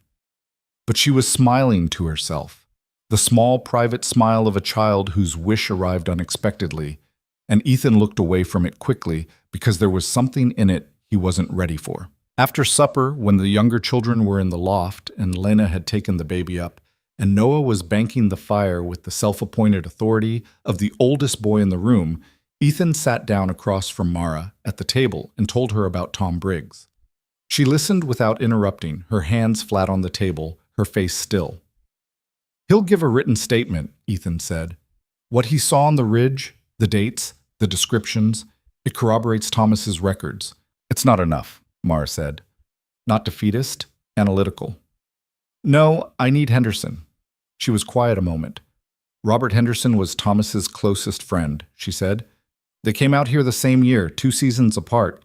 Thomas trusted him more than any other man in the county." She paused.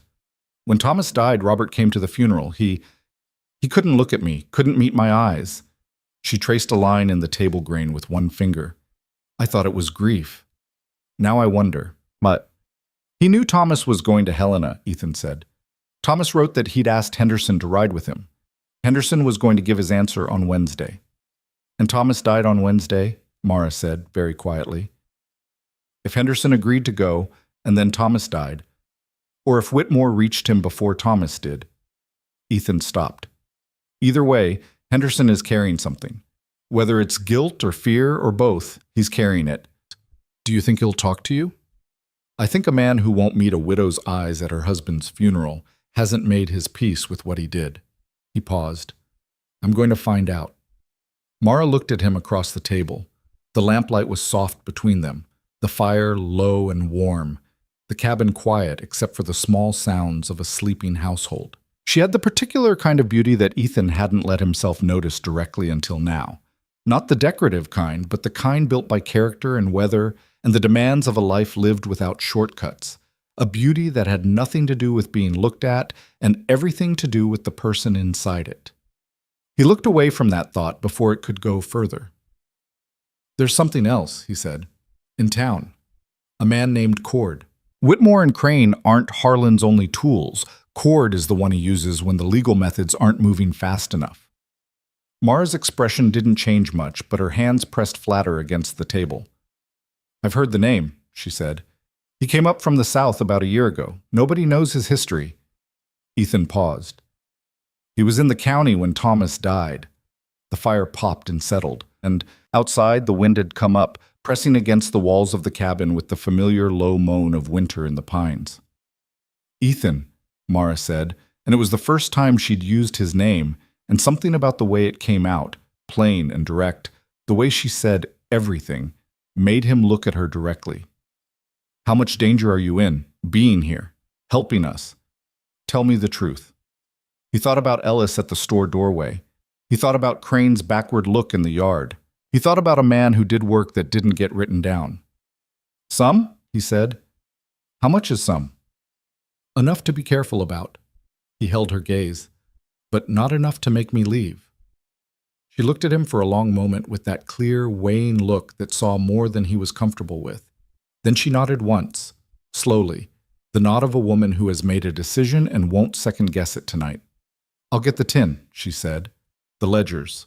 You should look through them again before you go to Helena.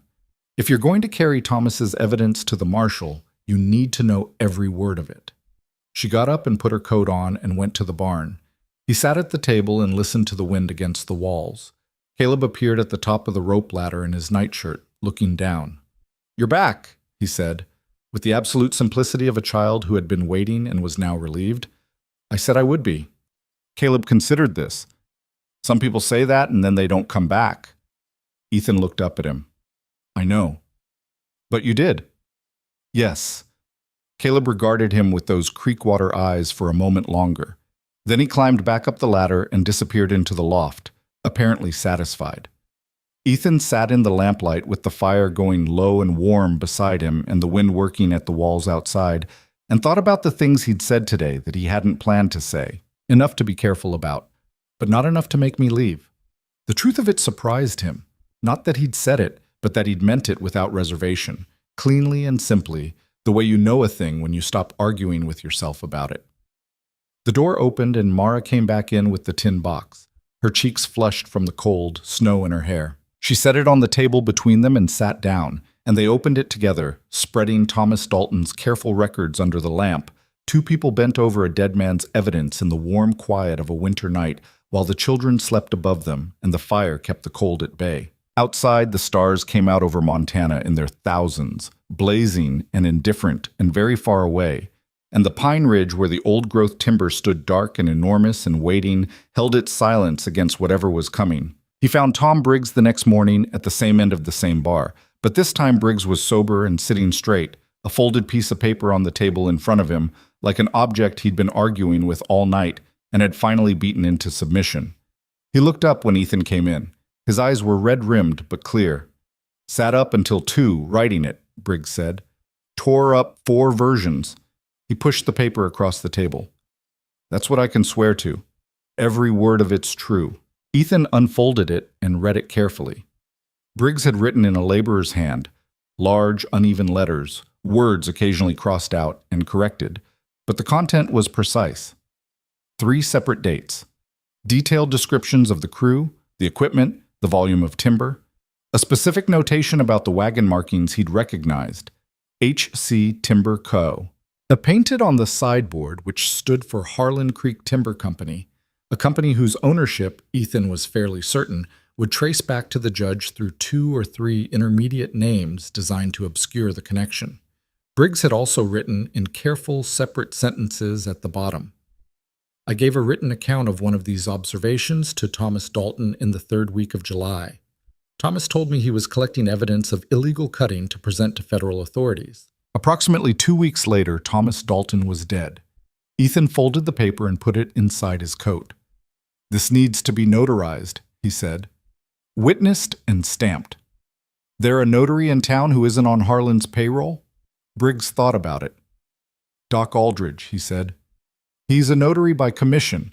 He and the judge have been cold since the judge tried to get him replaced by his own man last spring."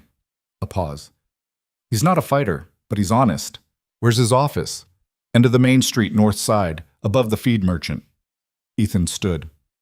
"Come with me." Briggs looked at the table for a moment. Then he stood. They walked together through the cold main street of Harlan Creek, 2 men on an errand, nothing announcing itself, and Ethan noted the faces that watched them from doorways and windows with the practiced peripheral awareness of a man who'd spent years reading rooms. Some of those faces were curious. One of them, a broad man leaning against the livery post with his arms crossed and nothing particular to do on a cold morning, watched with an attention that was a different quality from the rest. Ethan clocked him without looking directly and kept walking. That would be Cord. Doc Aldridge was a small, precise man in his 60s with white hair and the hands of someone who had spent 50 years doing careful work with them. He read Briggs's statement twice, looked at both men over the rim of his spectacles, and asked no questions that weren't strictly necessary. He stamped and signed the document with the efficiency of a man who understood exactly what he was doing and had decided to do it. "I'll want a copy," he said as he handed it back. "For what purpose?" Ethan said. Aldridge looked at him directly. For the purpose of having a copy somewhere other than with you, he said, in case something happens to you. He held Ethan's gaze steadily. Is that plain enough? Yes, Ethan said. It is. He let Aldridge make his copy. As he turned to leave, the doctor spoke again. There's a woman named Clara Fitch, Aldridge said, shuffling papers with deliberate attention. She was the Daltons' nearest neighbor to the south until she sold and moved to her daughter's place in Great Falls this past fall. She came to see me in September before she left. She was distressed. He paused. She told me she'd seen men on the Dalton Ridge. She'd seen Thomas arguing with one of them 2 days before he died. He set the papers down. She left because she was frightened, but she left me a forwarding address. He opened his desk drawer, removed a small card, and set it on the desk without looking at it. I've been holding on to it in case it ever seemed relevant. Ethan picked up the card. Clara Fitch, he said. She saw Thomas's face the day before he died, Aldridge said. She told me he was afraid. She'd never seen Thomas Dalton afraid of anything in the 15 years she'd known him. He folded his hands. I imagine she'd talk to a federal marshal if asked. Ethan put the card in his coat beside Briggs's statement. He found Robert Henderson the following day, on the Clearwater Road where Ellis had said, at a small farm belonging to a man named Garrett, who turned out to be Henderson's brother-in-law. Henderson was in the barn when Ethan arrived, a tall man, perhaps 40, with a weathered face and the look of someone who had lost weight recently and hadn't intended to. He saw Ethan come in and went still. I don't know you, Henderson said. My name's Ethan Walker. I'm staying at the Dalton Ranch. Something moved across Henderson's face, complicated, fast, not quite nameable. He turned back to the horse he'd been brushing with the deliberateness of a man buying himself a moment to decide something. I've got nothing to say about the Daltons, he said. Thomas asked you to ride to Helena with him, Ethan said. He wrote it down. July 14th, the last entry in his records. The brush stopped moving. He wrote that he'd told you about the timber operation and asked you to be a second witness, Ethan continued. He wrote that you were going to give him your answer by Wednesday. He died on Wednesday. Henderson's back was to him.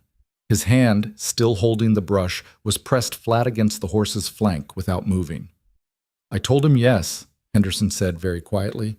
Tuesday evening, I rode over and told him I'd go with him. We were supposed to leave at first light Thursday.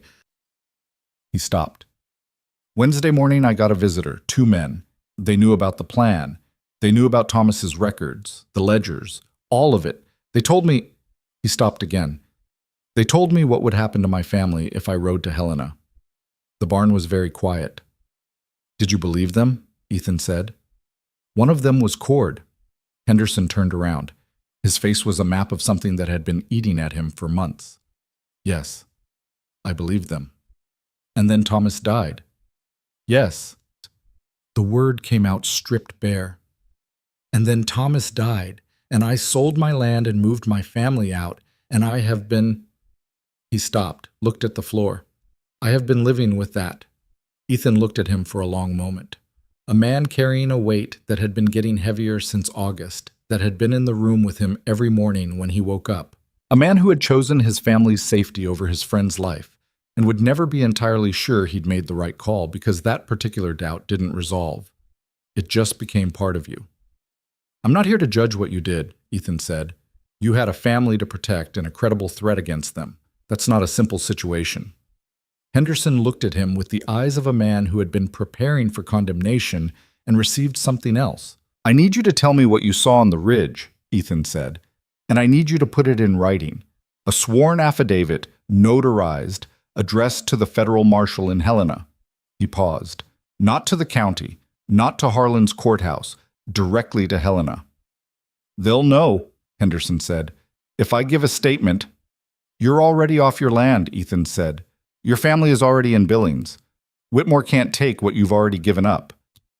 He kept his voice level, not pushing, just laying it out plainly. But what you know is the difference between a dead man's records that can be dismissed and a case that holds up in federal court. Thomas kept meticulous records, but he's gone. Briggs has given a statement, but he saw the operation 3 times from a distance. You were Thomas's partner in this. You talked to him. You know what he found and why it was worth killing over." Henderson looked at him for a long time. The horse shifted beside him, patient and warm. "Thomas was my best friend," Henderson said. 20 years. We came out here the same season, different directions, and ended up neighbors by accident." He set the brush down carefully. "I went to his funeral, and I couldn't look at Mara. I couldn't look at his children." His voice went rough. "That's not something a man forgets." "No," Ethan said. "It isn't." Another long silence. "Get me paper," Henderson said, "and tell me how to say it so it'll hold." He had 3 affidavits by the time he rode back to the Dalton ranch that evening. Briggs's, Henderson's, and a letter from Doc Aldridge himself, written in the doctor's precise hand, attesting to a conversation with Clara Fitch and providing her address in Great Falls. It wasn't testimony, but it was a thread, and threads had a way of unraveling larger things. He had something else, too. Henderson, once he'd started talking, hadn't stopped at his own observations. He'd told Ethan about a man named Purcell, one of the cutting crew, a man he'd recognized from a season they'd both worked a ranch south of the county years ago. Purcell had sought Henderson out in September, 3 weeks after Thomas died, nervous and wanting to talk. He'd told Henderson that the crew had been told the Dalton land was legally acquired timber company property, that they'd been paid well and asked no questions. But when Thomas died, 2 of the crew had quit. Purcell had stayed on through another cutting, then left as well. He was currently, according to Henderson, working the stockyards in Billings. It was a chain. Not a complete one, not yet, but a chain. Ethan rode back through the cold afternoon with all of it inside his coat, pressed against his chest, and thought about what it added up to and what it still needed. The affidavits established the cutting. Thomas's ledgers established the scale and the timeline. Clara Fitch's testimony, if she'd give it, established that Thomas had been afraid in the days before his death and had been seen in conflict with men from the operation. A foreman's testimony, if Purcell could be persuaded, might establish the chain of command. Who gave the orders, whose name was at the top. What he still didn't have was the murder. A doctor's finding. That was what it would take to crack the accident ruling on Thomas's death. Some physical evidence, some medical opinion that contradicted the county coroner's report. He thought about what Mara had said. The horse came home without a scratch. He thought about the original ruling, signed by the county coroner, who was presumably another of Harlan's appointments. He needed someone who had seen Thomas's body. Someone with the training to know what an accidental fall looked like and what it didn't. He knew, before he finished the thought, who that person was. Doc Aldridge had been the county physician before Harlan tried to replace him. He'd been the county physician when Thomas Dalton was brought in on that wagon. He'd been there. He turned Cutter around. He had. It was after dark when he got back to the ranch. He'd been to Aldridge a second time and had come away with something that settled in his chest like a cold, heavy stone. Not because it was unexpected, but because even when you know a thing, hearing it confirmed has its own particular weight. Aldridge had examined Thomas Dalton's body. He'd been the one who'd cleaned him for burial at Mara's request. He'd noted at the time injuries that he considered inconsistent with a riding fall. Specifically, bruising at the base of the skull and at the throat in patterns that suggested that, in his professional opinion, indicated he'd stopped and looked at the wall for a moment before finishing the sentence. That Thomas Dalton had been struck from behind and strangled before his body was placed in the terrain where it was found. He had written this in his notes and had been visited the following day by the county coroner, who informed him that the ruling was accidental death, and by Deputy Crane, who informed him that a man of his age and established standing in the community would do well to focus on the health needs of the living. He had not filed his notes with the coroner's office. He had kept them in his desk for 5 months, in case they ever seemed relevant. He gave them to Ethan with steady hands and the particular calm of a man who has been waiting a long time to hand a burden to someone capable of carrying it. Ethan rode back through the dark with the medical notes folded in his coat beside everything else and thought about Judge Harlan, who had a town named after him and had apparently come to believe that made him larger than the law that had given him his position. He was wrong about that. Men like Harlan were always wrong about that. The law was larger than any one man's appetite for it. And when it turned with the weight of everything it had been ignoring. Mara was waiting up. He'd half expected it. She was at the table with the lamp lit and a cold cup of coffee in front of her, and she looked at his face when he came through the door and read something in it. "Tell me," she said. He sat down across from her and laid it out. Briggs's affidavit, Henderson's statement, Aldridge's medical notes, the name Purcell in the Billings stockyards. All of it, laid on the table between them like cards. She was very still while he talked. She looked at the folded papers but didn't touch them. When he finished, the cabin was quiet. From the loft, the soft sounds of children sleeping. Mara put her hands flat on the table. Her breathing was slow and controlled. "He was murdered," she said. Not a question. She'd known it since August. But there was a difference between knowing and having it stated by a doctor's notes, and he watched that difference move through her face. "Yes," he said. She was quiet for a moment. When she looked up, her eyes were dry and very clear. "What do you need from me?" she said. "I need you and the children to stay close to the ranch for the next 2 weeks," he said. "I'm going to write a letter to the federal marshal in Helena, and I'm going to ask Ellis to get it on the stage, not through the town post office. The stage has a federal mail contract. It can't be held." He paused. "I want to go to Helena personally and deliver the affidavits, but I won't go until I know you have someone here." "I don't need a keeper," Mara said. "I know you don't. But Cord is in the county and Harlan is going to know something's moving against him soon." He held her gaze. "I'm not asking because you can't manage. I'm asking because I've seen what happens when men like Cord decide to move fast." She held his gaze for a moment. Then she looked at the table. "Tom Briggs," she said quietly. "What about him? Would he come back?" She paused. "Not as a hired hand, just... He knows the land. He knows the area. If he was here..." "I'll ask him," Ethan said. She nodded. She looked at the papers on the table again. "Thomas worked on those records for 3 months," she said. "He stayed up late. He got up before light. He thought about nothing else. He was so careful, so certain that if he just got it to the right people..." She stopped. Her jaw tightened. "He was right," Ethan said. "It just took longer than it should have." She looked at him across the lamp. Her face in the warm light was tired and strong and something else, something he didn't examine directly. "Why did you come back?" she asked. "Not about tonight, not about the affidavits, about the first day, the fence post, cutter tied back at the rail." He thought about how to answer that honestly. "Caleb's hands," he said, "around my boot." He paused. "I don't know how to explain it better than that." Mara looked at him for a long moment. "You don't need to," she said. They sat in the lamplight for a while without speaking, the papers between them, the fire burning low, the winter pressing against the walls from the outside, and something else, something warm and without a name yet, pressing back from within. He wrote the letter to the Helena Marshal's office the next morning, 4 pages in his careful lawman's hand, laying out the case in the plain factual language he'd learned to use in affidavits and court documents. No editorializing, no emotion, just the sequence of facts and the evidence attached to each. He laid out the timeline from May to December. He named Harlan, Whitmore, and Cord.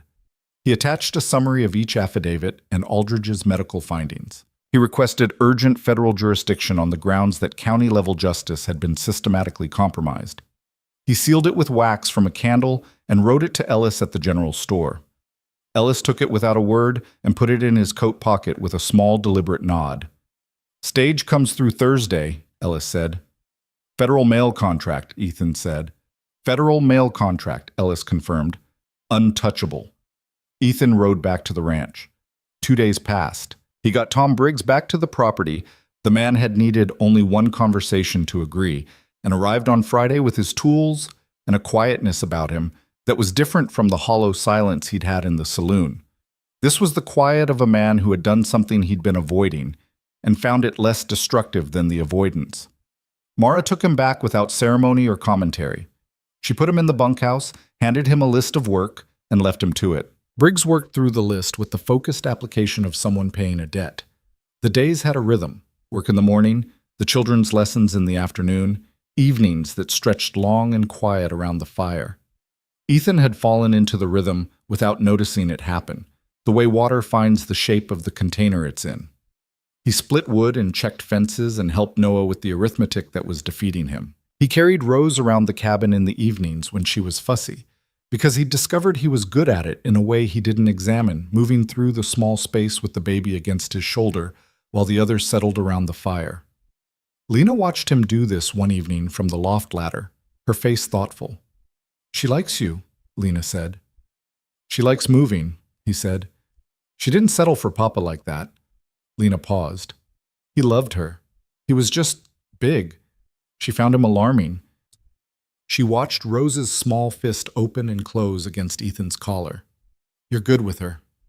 "I had a daughter," he said, before he decided to say it. The loft ladder creaked as Lena went very still. He kept moving, the small rhythmic walk that kept the baby quiet, and waited for the silence to do whatever it was going to do. "What happened?" Lena said softly. "She died," he said. "Her mother, too. Fever, 2 winters ago." He kept his voice even. "She was 3 years old. Her name was Grace." The fire popped. Rose made a small, contented sound. "I'm sorry," Lena said, with the quiet directness of a girl who didn't offer condolences lightly and meant this one absolutely. "Thank you," he said. He hadn't said Grace's name out loud in almost 2 years. He'd thought it thousands of times, but saying it was different. Saying it made it real and present and true rather than something buried in a Kansas graveyard. He'd expected it to cut. Instead, it just sat there. The name and the fact of her, the 3 years of her, held without the acute physical pain that had made him afraid to speak it. He thought about that later, lying on the pallet in the dark. The way it had come out, not like a wound reopening, but like a door, briefly opened, showing a room that was still there, still furnished with everything it had always held, but bearable now in a way it hadn't been. He thought about Caleb's hand in his at the barn gate. He thought about the way Mara's face looked in the lamplight when she was reading Thomas's records, that absolute fierce concentration, and the way she'd said, "I will not leave with the certainty of a woman who had decided what she was."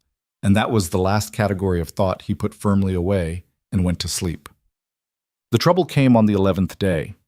It came in the form of a sound. Horses, more than 2, coming fast from the road.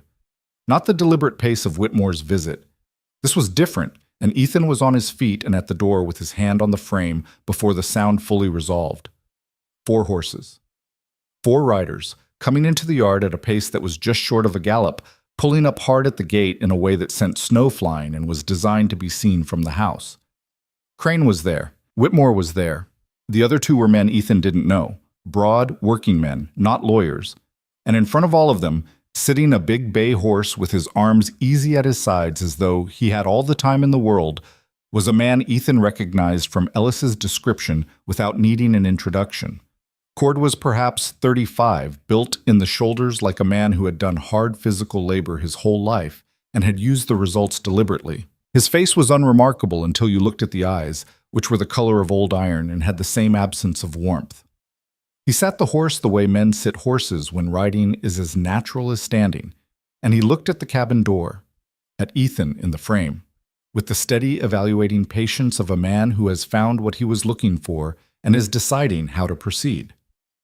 Mara appeared behind Ethan's shoulder. He felt her presence without turning. "Mrs. Dalton," Whitmore called from his horse. His voice was different today, not the smooth, rehearsed concern of his last visit. Flatter, more direct. "Judge Harlan has issued a court order. The property is to be vacated within 24 hours pending resolution of the tax matter and an inquiry into the welfare of the children. Deputy Crane has the paperwork." Crane produced a folded document with the practiced efficiency of a man who had done this before. "That order is from a county court," Ethan said. "The property has been placed under federal inquiry." He kept his voice level, his body easy in the doorframe, nothing announcing urgency. "County jurisdiction is stayed." Whitmore stared at him. "What federal inquiry?" "The one initiated by the letter that went out on Thursday's stage." He paused. "Federal mail, you understand what that means." Cord spoke for the first time. His voice was low and unhurried. "You're bluffing." Ethan looked at him directly. "Am I?" The yard was very quiet. The 4 horses shifted, their breath making small clouds in the cold. Behind Ethan, he was acutely aware of the children in the cabin. Lena and Noah at the table. The little ones in the back room, Briggs in the bunkhouse with a clear line of sight to the yard. Even if a letter went to Helena, Whitmore said, and his voice was no longer smooth at all. Nothing happens for weeks. The judge's order is valid now, today, and the deputy is authorized to touch this family, Ethan said. And what went to Helena is the least of your problems. He stepped down from the porch into the yard. One step, deliberate, and stopped. He had no weapon drawn. He had no weapon visible. He was standing in the snow in a working man's coat, and he looked at the four men on horseback, at Cord in particular, with the particular quality of stillness that came from 12 years of standing in front of men who intended violence and knowing, with complete certainty, whether or not they were going to move. Cord was measuring him. Ethan let himself be measured. "There are four of you," Cord said. "One of you is a woman. One's behind a barn wall trying to decide if the angle's right. And you." He tilted his head slightly. "You're a man who used to be something and isn't anymore." "You're right about the first part," Ethan said. "Which part about me do you think is going to save you from the second?" A beat. Another. Cord looked at him with the iron eyes, and Ethan watched the calculation happen. The assessment of a man who did violence professionally, reading the situation, reading Ethan, arriving at a conclusion. He turned his horse. It was a small movement, minimal, almost contemptuous in its lack of drama. He turned the bay and walked it toward the gate. Whitmore stared at Cord's back. "What are you— Oh, let's go," Cord said. Whitmore looked at Ethan. His florid face had gone pale around the edges in a way that was partly rage and partly something else. He looked at the document in Crane's hand, then at the cabin, then at Ethan. "This isn't finished," Whitmore said. "No," Ethan agreed, "it isn't." They rode out, all four of them, back down the road, until the sound of hooves faded completely into the winter distance. Ethan stood in the yard and let his breathing settle. He heard the bunkhouse door open and Briggs came out, rifle in hand, and stopped. "They're gone," Ethan said without turning. "I saw." Briggs lowered the rifle. "That man, the one in front, Cord. He's not done." "No," Ethan said. "He's not."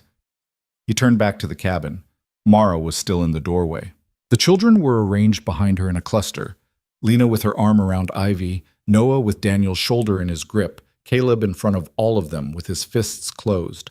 Mara's face was controlled, every line of it deliberate, but her eyes, when they found his, were bright with something. "That bluff about the federal inquiry," she said. "It wasn't a bluff," he said, "but it hasn't happened yet." "Not yet," he said, "which means we need to move faster than I planned." He came up the porch steps and inside and took Thomas's tin box from the shelf where they'd put it. He set it on the table. "Lena," he said. The girl stepped forward. "You're the fastest reader in this house. I need you to go through your father's ledgers one more time and tell me if there's any name in them besides the operation details. Any person Thomas identified by name." "I've read them," Lena said. "He mentions a foreman. Doesn't give a name but describes him. Tall man, red beard, scar along the left jaw." "That's enough to identify," Ethan said. He turned to Mara. "I need to go to Helena. Not in 2 weeks. I need to leave by Monday." Mara looked at him steadily. 3 days. "I'll ride hard, 4 days each way, if the weather holds." He paused. "Briggs will be here. I'm going to ask Ellis to come out as well." "Ellis is a storekeeper," Noah said, with the automatic skepticism of a boy who sorted men by visible capabilities. "Ellis has a shotgun and he knows how to use it, and Cord won't move fast with witnesses present," Ethan said. He looked at Noah directly. "Your job is the stock. Every morning, every evening, no variation. Briggs handles the perimeter. Your mama handles the house." Noah straightened slightly, not at being given a task, but at being told his task in the same breath as the adults' tasks, without condescension. "All right," Noah said. "Lena," Ethan said, "I need you to make a copy of the key passages from your father's ledgers, in your handwriting, dated and signed. If anything happens to the original—" "I understand," she said. She was already moving toward the table, reaching for paper. Caleb appeared at Ethan's side. He looked up at him with those clear, serious eyes. "Are you coming back?" he said. The question landed in the room. Mara looked up from where she was standing. Even Noah went still. "Yes," Ethan said. "Promise?" He crouched down so he was level with the boy. He looked at Caleb's face, the face that had been the first thing he'd seen in the hollow, frozen and desperate and refusing to let go. And he thought about promises made in graveyards and whether they were the only kind that counted. "I promise," he said. Caleb nodded once, solemnly, and stepped back. Ethan stood. The cabin was warm around him, full of the sounds and smells of a living household. Lena's pen moving on paper, the baby shifting in her cradle, the fire, the coffee, the cold pine smell from outside. Outside, Briggs was walking the yard. The sky beyond the window was clear and deep blue, winter sky on a good day, the kind of sky that meant the road to Helena would be cold but passable. He looked at Mara. She was watching him with that clear, direct gaze. The gaze that saw things he hadn't shown anyone in 2 years and didn't make him want to hide them. "I'll be back," he said. Not for Caleb this time. For her. She held his gaze for a moment. Then she turned back to the stove with the small contained nod of a woman who has decided to believe something and is already living inside the decision. He picked up Thomas's tin box and began to prepare for the road. The mountains between the Dalton Ranch and Helena were old and cold and didn't care about the people who crossed them, but Ethan had been crossing indifferent mountains his whole life, and the evidence in his coat was the most important thing he'd carried since he stopped wearing a badge. And it was going to get to Helena if he had to carry it there on foot through a blizzard. Thomas Dalton had spent 3 months building the case that could bring down Judge Harlan. He'd ridden toward the truth on a Wednesday morning and hadn't come back. Ethan Walker was going to finish what Thomas started. He owed a dead man that. He owed a living family that. And somewhere beneath both debts, he owed it to himself. To the version of himself that had almost ridden past a hollow in a blizzard and kept going and had turned back instead and had been turning back ever since, one fence post and one warm evening and one child's hand at a time, toward something that felt terrifyingly and undeniably like the beginning of being alive again. He left before dawn on Monday. Mara had packed him provisions the night before: hard bread, salt pork, dried apples, enough coffee for 4 days, and set them by the door without ceremony. She'd done it the way she did most things, practically and without embellishment, as if packing a man's saddlebag for a dangerous ride through winter mountains was a perfectly ordinary task that required no comment. He'd watched her do it from across the room and understood that this was how she managed things that frightened her, by making them into tasks, by giving her hands something to do while the rest of her held still. He'd slept a few hours and risen in full dark. The cabin was quiet around him, all 5 children breathing their slow, sleeping rhythms in the loft, the fire banked down to coals. He dressed in the dark and picked up his saddlebags and was at the door when he heard the floorboard behind him. Mara was up, wrapped in a blanket over her clothes, her dark hair loose. She held out a folded piece of paper. "Thomas's original survey," she said quietly, "from when we filed the land claim. It has the boundaries, the timber stands marked, everything. The federal land office will have a matching record." She paused. "It proves the timber is ours. It proves every board foot they cut was stolen." He took it. Their fingers touched in the transfer. Brief, accidental, both of them pretending it hadn't happened. "I'll be back in 8 days," he said. 9 at most. "I know." She pulled the blanket tighter. In the near dark, she was very close and very real, and he was aware of all of it, the warmth of her, the steadiness, the particular quality of a person who has been through the worst and is still standing, in a way he couldn't have been 3 weeks ago. "Ethan." She said it the way she always said it, plain, direct, nothing decorative. "Come back." "I said I would." "I know what you said."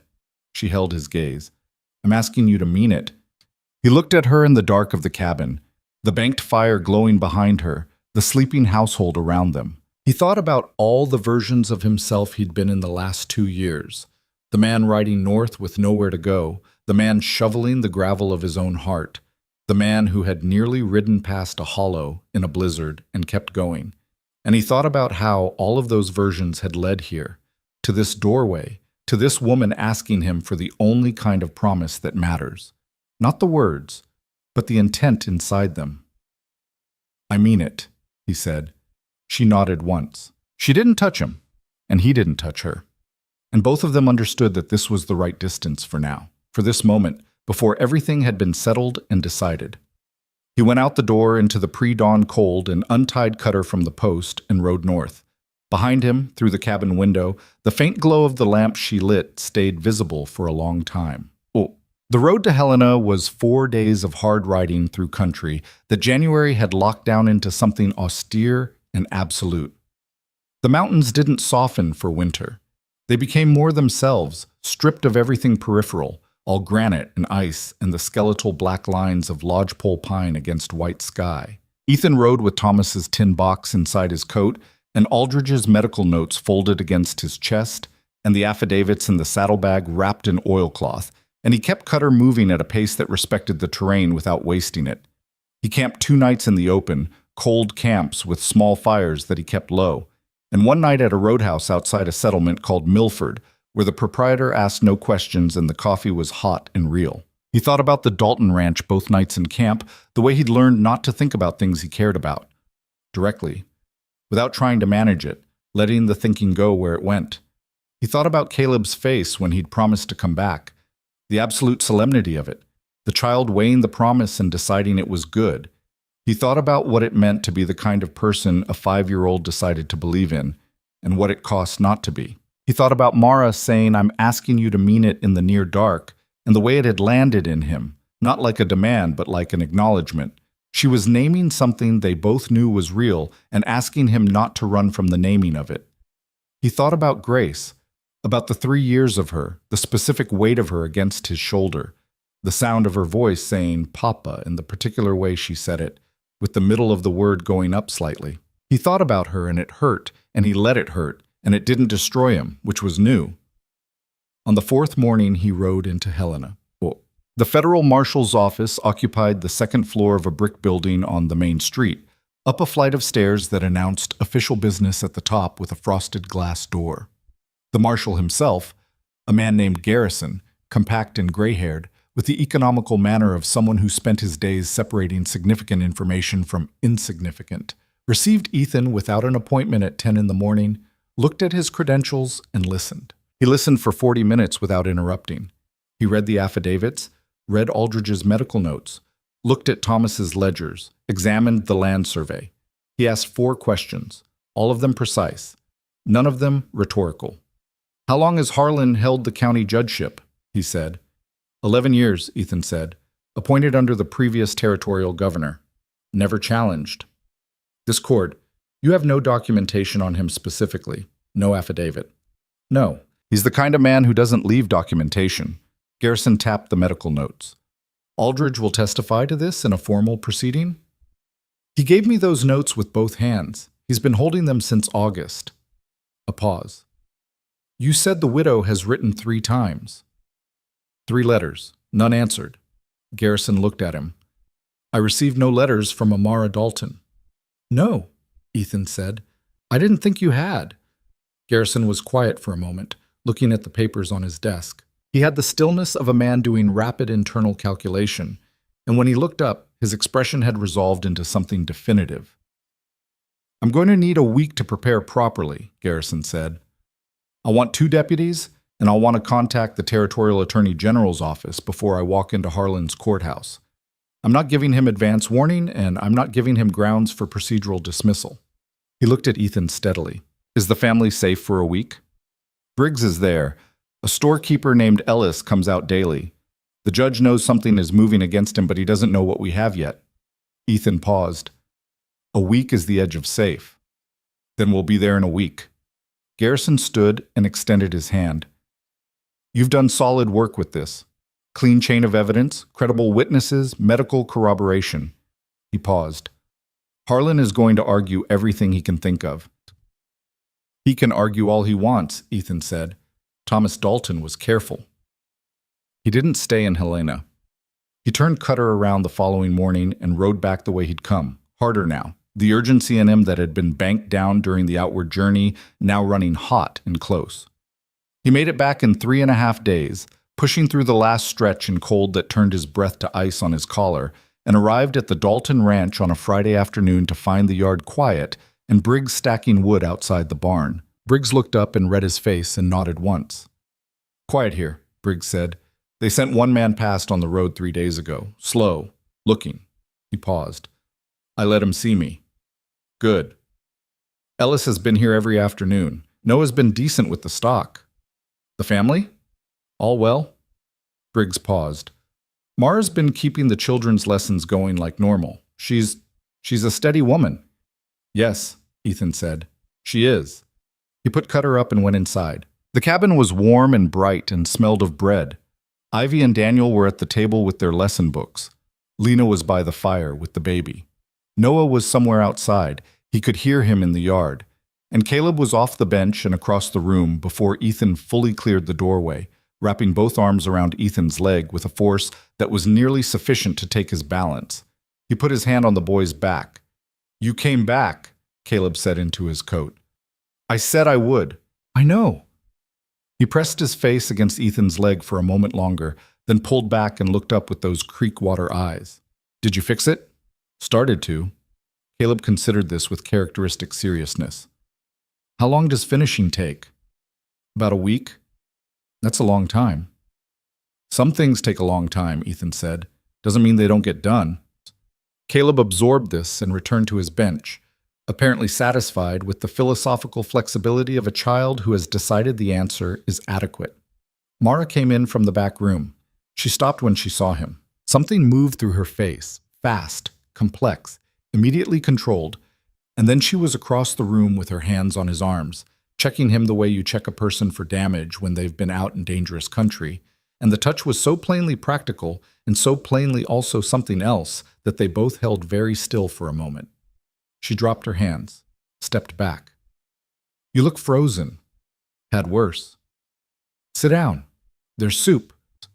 She turned back to the stove with the precision of a woman putting herself back together, and he sat down and was warm and thought that for the first time in 2 years, he understood completely why people came home. He told her about Garrison that evening, after the children were in the loft. She listened with her hands around her coffee cup, not moving, taking it in piece by piece. A week, she said when he finished. Maybe 8 days. He was thorough in his preparation. That's what you want. And Harlan doesn't know what's coming. He knows something is moving. He doesn't know what we have or who's involved. Ethan paused. When Garrison arrives, it'll move fast. He'll bring territorial authority. Harlan won't be able to stall with local procedure. Mara looked at the table. Will it be enough? To really end it? Thomas built a solid case. Aldridge's testimony breaks the accident ruling. That's the center of everything. Once the murder is formally under investigation, the timber operation follows, and the tax liens and the intimidation and all the rest of it collapse underneath. He paused. It won't be over in a day. There'll be proceedings. It'll be months before everything is fully resolved. But the power he holds over this county, that ends the moment federal jurisdiction is established. She was quiet for a long moment. Thomas would have been glad, she said, that it was done right. With real evidence, real witnesses, he cared about that. Doing things the right way. She looked up. He wouldn't have wanted it any other way. He was a careful man, Ethan said. He built something that held. She nodded. Then, with the particular effort of a person changing emotional registers. The children have been asking about Christmas. It's in 4 days and I've done nothing to prepare. What do they want? Caleb wants a carved horse. I have no wood that's right for it. She almost smiled. Ivy wants sugar cookies, which I can manage. Noah wants things to be normal, which I can't promise him yet. She paused. And Lena wants her father back, which breaks my heart every day. Ethan looked at the fire. The pine branches, he said. Ivy mentioned cutting them from the tree by the creek. Yes, Thomas always did that. He stood up. I'll do it in the morning. And I saw a piece of close-grained pine in the barn that would carve, small enough for a horse. He looked at her. I'm not much of a carver, but I had a cellmate once in Wichita for a week who was very good. He showed me enough. She looked at him. You were in jail? For a week. Misunderstanding about a wanted notice that had the wrong physical description. He paused. I was cleared. She looked at him a moment longer. Then she laughed. A real laugh, quick and genuine. And it changed her face entirely, lit it from somewhere deep, and he understood in that moment, clearly and without ambiguity, that he was in serious trouble of the best possible kind. "A jailbird," she said. "Cleared," he said. "Of course," she said, still with the laugh in her voice. "Sit down. Have more soup." Well, he carved through the next 3 evenings after supper by lamplight. It was a small horse, simple, a working horse rather than a fancy one, the kind of horse that carried people through cold and distance and didn't make a fuss about it. His cellmate's lessons came back to him slowly at first, and then more fluidly. The angle of the blade, the reading of the grain, the patience required to let the shape emerge rather than force it. Caleb watched him work from across the table every night with the intense, focused attention he brought to everything, silent, not asking questions, just watching.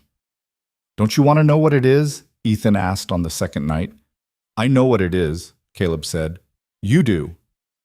"It's a horse." He tilted his head. "It's Cutter." Ethan looked at the piece in his hand. He supposed it was Cutter. The Roman nose was coming out in the shape of the head without him having intended it. "How'd you know?" he said. Caleb shrugged with the magnificent economy of a 5-year-old explaining the obvious. "Because you'd make what you know." Ethan looked at the boy and thought about that for a moment.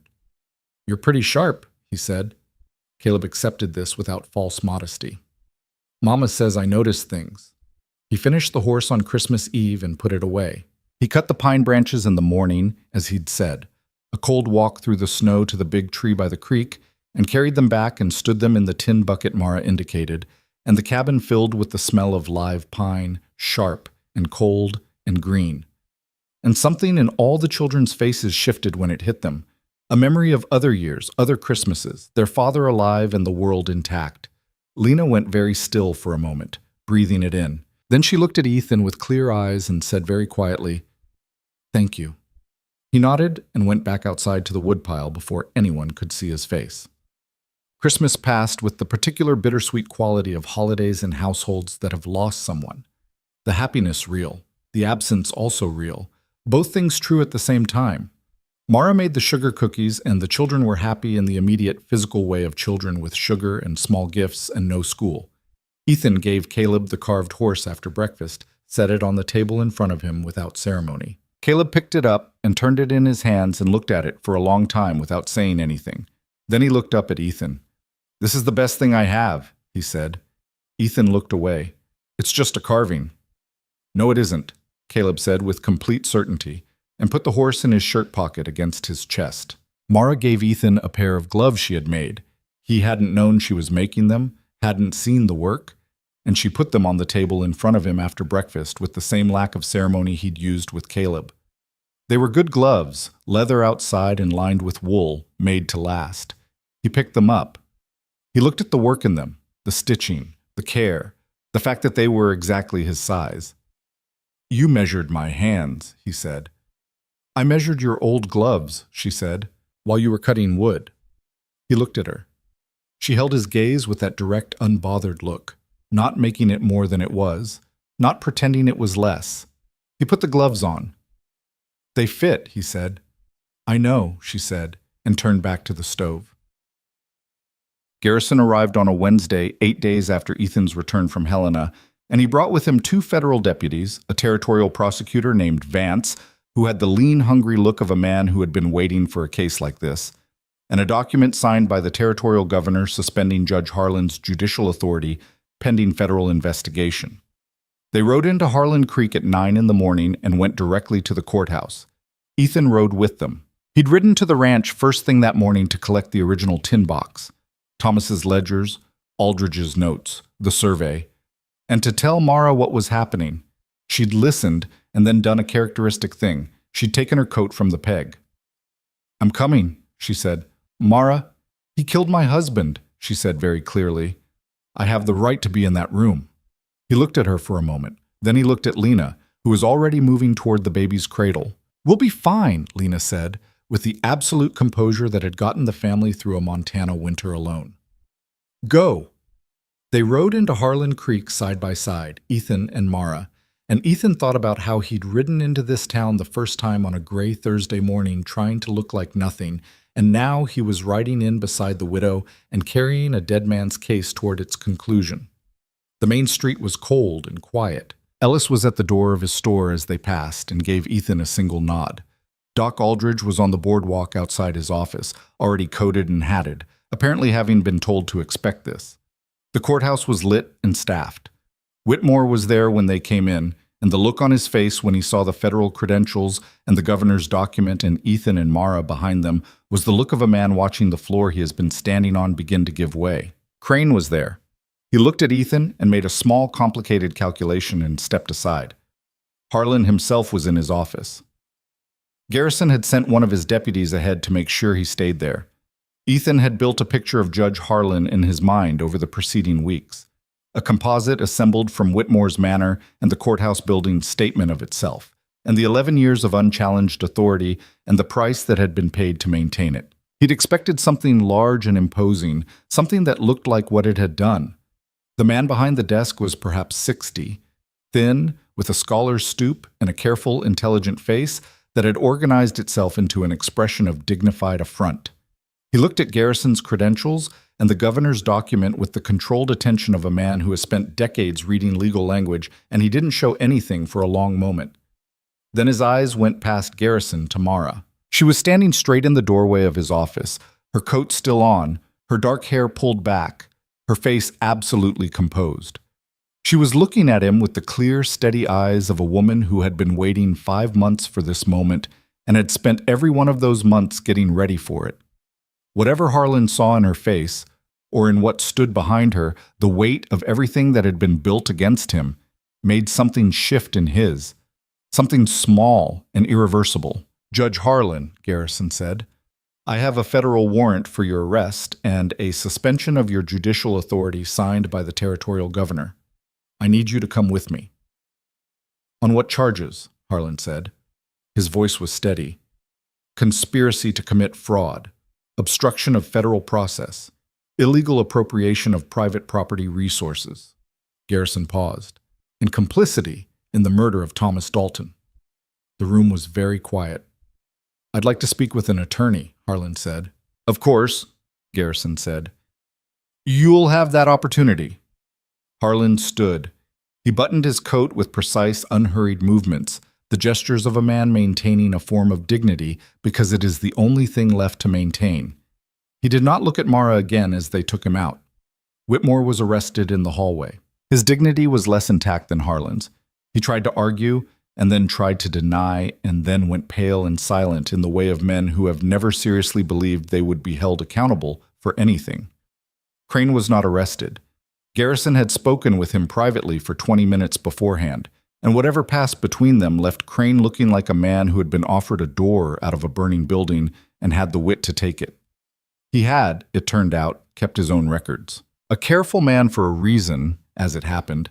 He'd understood for some time that Whitmore and Harlan might eventually need someone to land on. Cord was gone.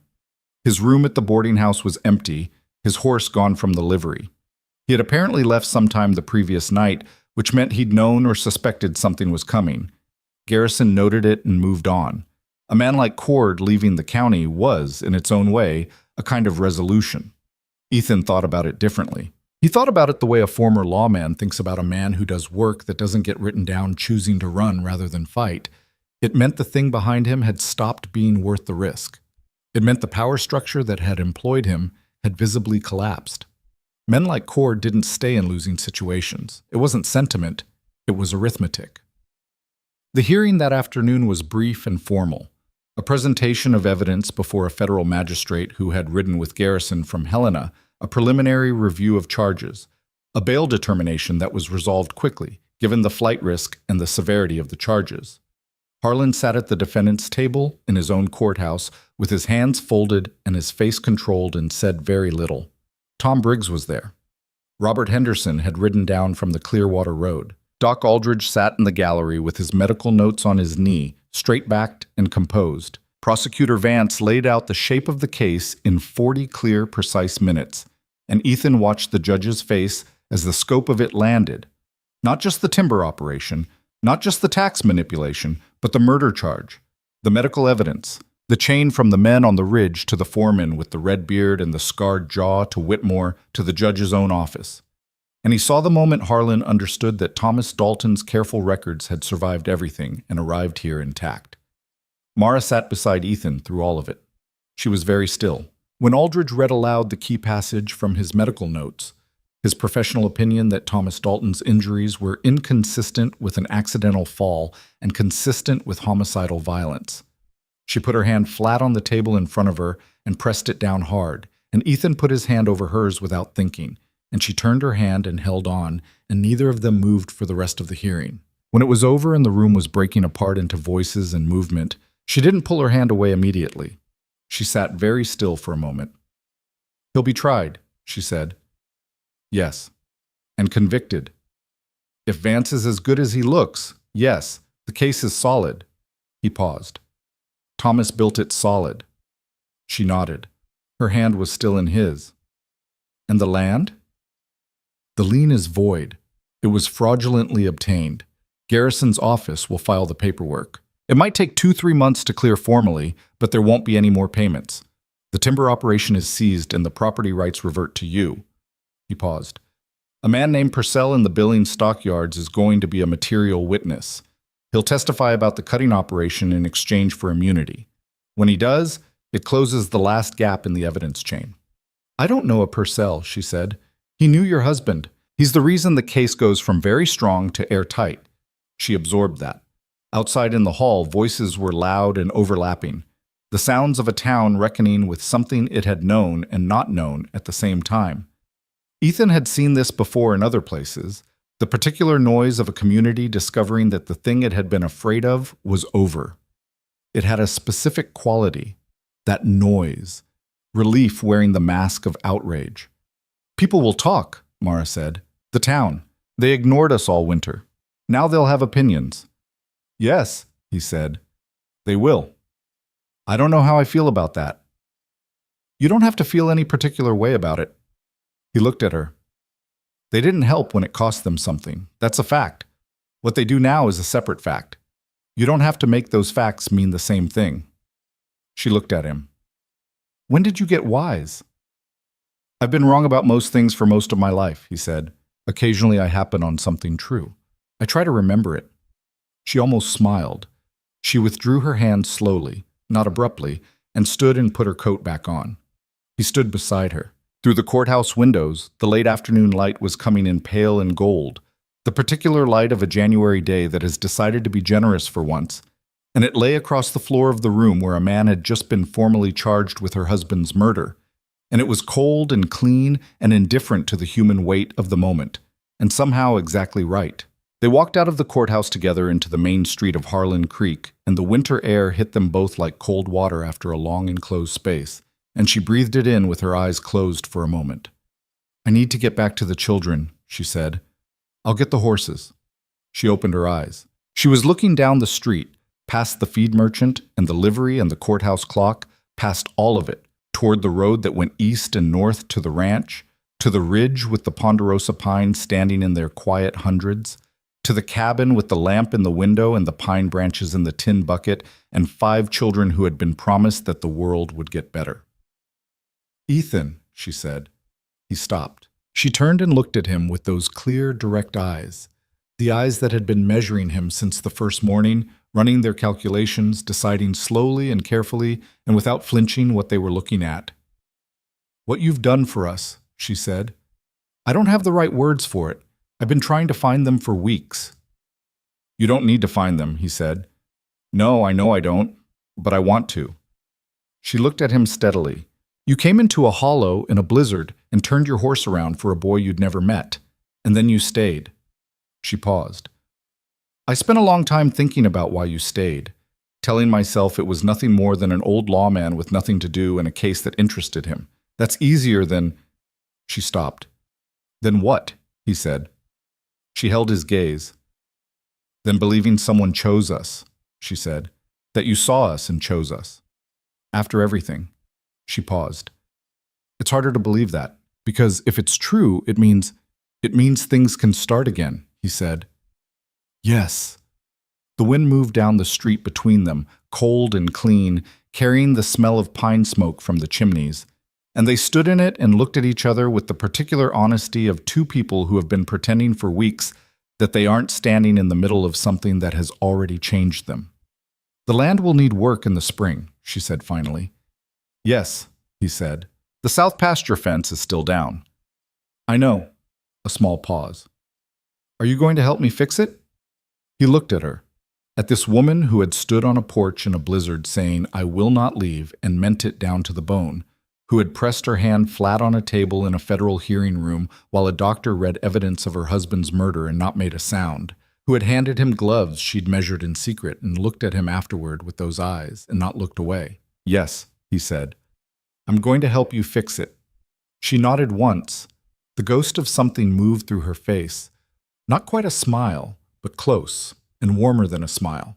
Something more interior and more permanent. They walked to the livery and got their horses and rode out of Harlan Creek together in the late January light, back toward the ranch, back toward the children and the fire and the pine branches and the tin bucket, and the road ahead of them was cold and clear and long, and neither of them was riding it alone.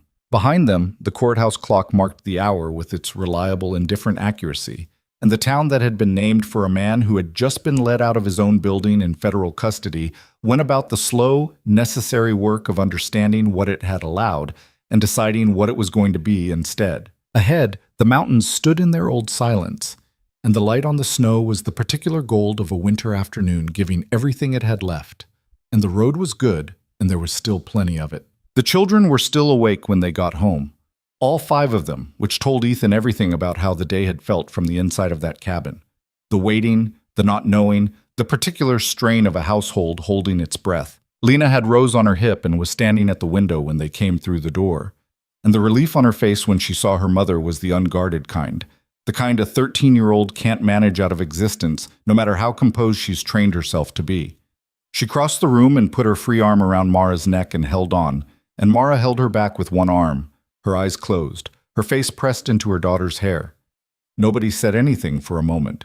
The fire was going strong. Lena had kept it well, and the cabin was warm, and the pine branches and the tin bucket filled the air with their sharp, living smell, and Ethan stood just inside the door and let the moment be what it was. Noah was at the table. He was watching Ethan with those calculating eyes, reading him. "Is it done?" he said. "The arrest is done," Ethan said. "The trial will take a few months, but the judge has no more authority in this county, and the land is yours." Noah absorbed this. His jaw worked once. He was 11 years old and he had been carrying something adult-sized for 5 months, and Ethan watched him put it down now. Not all at once, not dramatically, just the slow, careful lowering of a weight by someone who has been holding it long enough that letting go required its own kind of effort. "Papa's records worked," Noah said. "Every word of them." Noah looked at the table. His throat moved. Then he stood up and walked past Ethan to the door and went outside. And through the window, Ethan could see him standing in the yard in the cold dark with his face turned up, and he stayed out there for about 3 minutes and came back in with red eyes and a composure that was entirely his own and sat back down at the table. Nobody mentioned it. That seemed right. Caleb had fallen asleep on the bench waiting, his cheek on the table, one hand wrapped around the carved horse. Mara lifted him without waking him and carried him up the rope ladder to the loft, with the practiced ease of a woman who had been carrying children up that ladder for years. And when she came back down, her face was soft, with something that the courthouse and the afternoon and all the weight of it had not been able to touch. Just the simple animal love of a mother who has gotten her children through. "Sit down," she told Ethan. "Both of you." She fed them and didn't talk about the day, and he understood that she needed one evening to just be in her house with her children around her before she could think about what came next. He ate and kept quiet and watched the room fill with the ordinary sounds of a family settling in for the night, and thought that ordinary was the most underrated thing in the world. February came in gray and relentless, and then, in its second week, broke unexpectedly into 3 days of pale warmth that everyone knew better than to trust but couldn't help responding to. The snow softened along the south-facing slopes. Water ran in the creek. The children went outside without their heaviest coats and stood in the thin sunshine with their faces turned up, doing what Noah had done in the yard that January night. Something private and necessary that didn't need a name. The formal paperwork clearing the tax lien arrived from Helena on a Tuesday. Garrison sent it with a letter that was brief and professional and noted at the end, in smaller writing, that Thomas Dalton's documentation had been among the cleanest evidence he'd seen presented in 12 years of federal work. Mara read that line twice and folded the letter and put it in the tin box with Thomas's ledgers, and Ethan saw her do it and understood. She was putting it where it belonged, with everything Thomas had built, completing the record. The trial was set for April in Helena. Prosecutor Vance had been in correspondence with Mara's interest through Garrison's office, and the picture that emerged from those letters was a case assembled with the kind of thoroughness that left defendants nowhere to stand. Purcell had testified from the Billings stockyards, 5 hours with Vance's investigators, naming names, describing the operation's chain of command, confirming that the orders for the Dalton timber had come directly from Harlan Creek Timber Company, whose registered agent was a man named Sayers, who was, behind 3 intermediate names, Gerald Whitmore. Clara Fitch had given her deposition from Great Falls, what she had seen on the Dalton Ridge 2 days before Thomas died, the argument, the fear she'd seen in his face. She was 71 years old and had lived in Montana her whole life, and she gave her testimony in the flat, direct manner of a woman who has been waiting 5 months to say it and is not going to soften a word. Henderson's affidavit, combined with Briggs's, established the cutting operation independently of Thomas's records. Aldridge's medical notes, delivered in person at the preliminary hearing, had already created enough momentum that the original county coroner's ruling on Thomas's death had been formally vacated and a new inquest ordered. The foreman with the red beard and the scar along his jaw was identified and located in a mining camp outside Butte. His name was Garrett Sims, and when federal investigators presented him with the weight of what they already had, and the option of facing it as a charged conspirator or as a cooperative witness, he chose cooperation in under an hour. He named names. The operation's financial records, seized from Harlan Creek Timber Company's offices, confirmed everything Thomas had calculated in his ledgers and exceeded it. Thomas Dalton had estimated the value of timber taken at a number that had made Ethan read it twice. The actual figure, established from the company's own records, was nearly double that. When Mara heard that number, she sat down. "He didn't know the half of it," she said, very quietly. "He knew enough," Ethan said. "He knew what mattered." She looked at the letter in her hands for a long moment. All those months. He was up at night, working on those records, and I used to tell him to come to bed. I told him it wasn't worth losing sleep over, that we'd manage.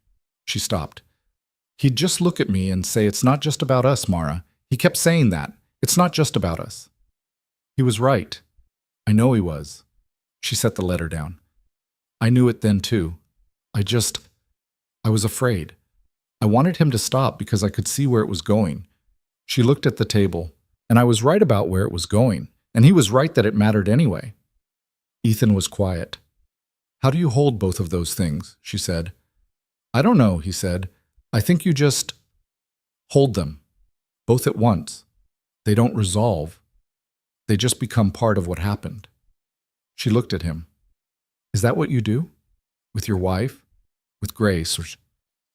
He had told her the rest of it in pieces over the weeks since he'd first said Grace's name to Lena. Not all at once, not as a confession, just in the natural way that two people who are spending real time together eventually share the things that made them. He'd told her about the fever that had taken them both in a week, the particular cruelty of how fast it went. He told her about the year he'd spent after, doing nothing and going nowhere, the way grief had made him something less than a person. He told her about the promise at the gravesite and what he'd believed it meant. "Yes," he said, "I hold them. Sarah and Grace were real and they're gone, and that's true. And this," he gestured, meaning the cabin and the children and her and all of it. "This is also real and it's here, and that's also true. I stopped trying to make those things cancel each other out." Mara looked at him for a long moment. "When did that happen?" "Somewhere between the north fence and Christmas," he said. She almost smiled. It was the close smile, the interior one, the one she didn't show the children when she was being their steady mother, the one that was just hers. "The north fence," she said. "It was a lot of fence posts," he said. March came. The world began its slow, insistent return, first at the edges, then everywhere, snow giving ground grudgingly, brown grass emerging from under it like something that had been waiting patiently for permission to exist.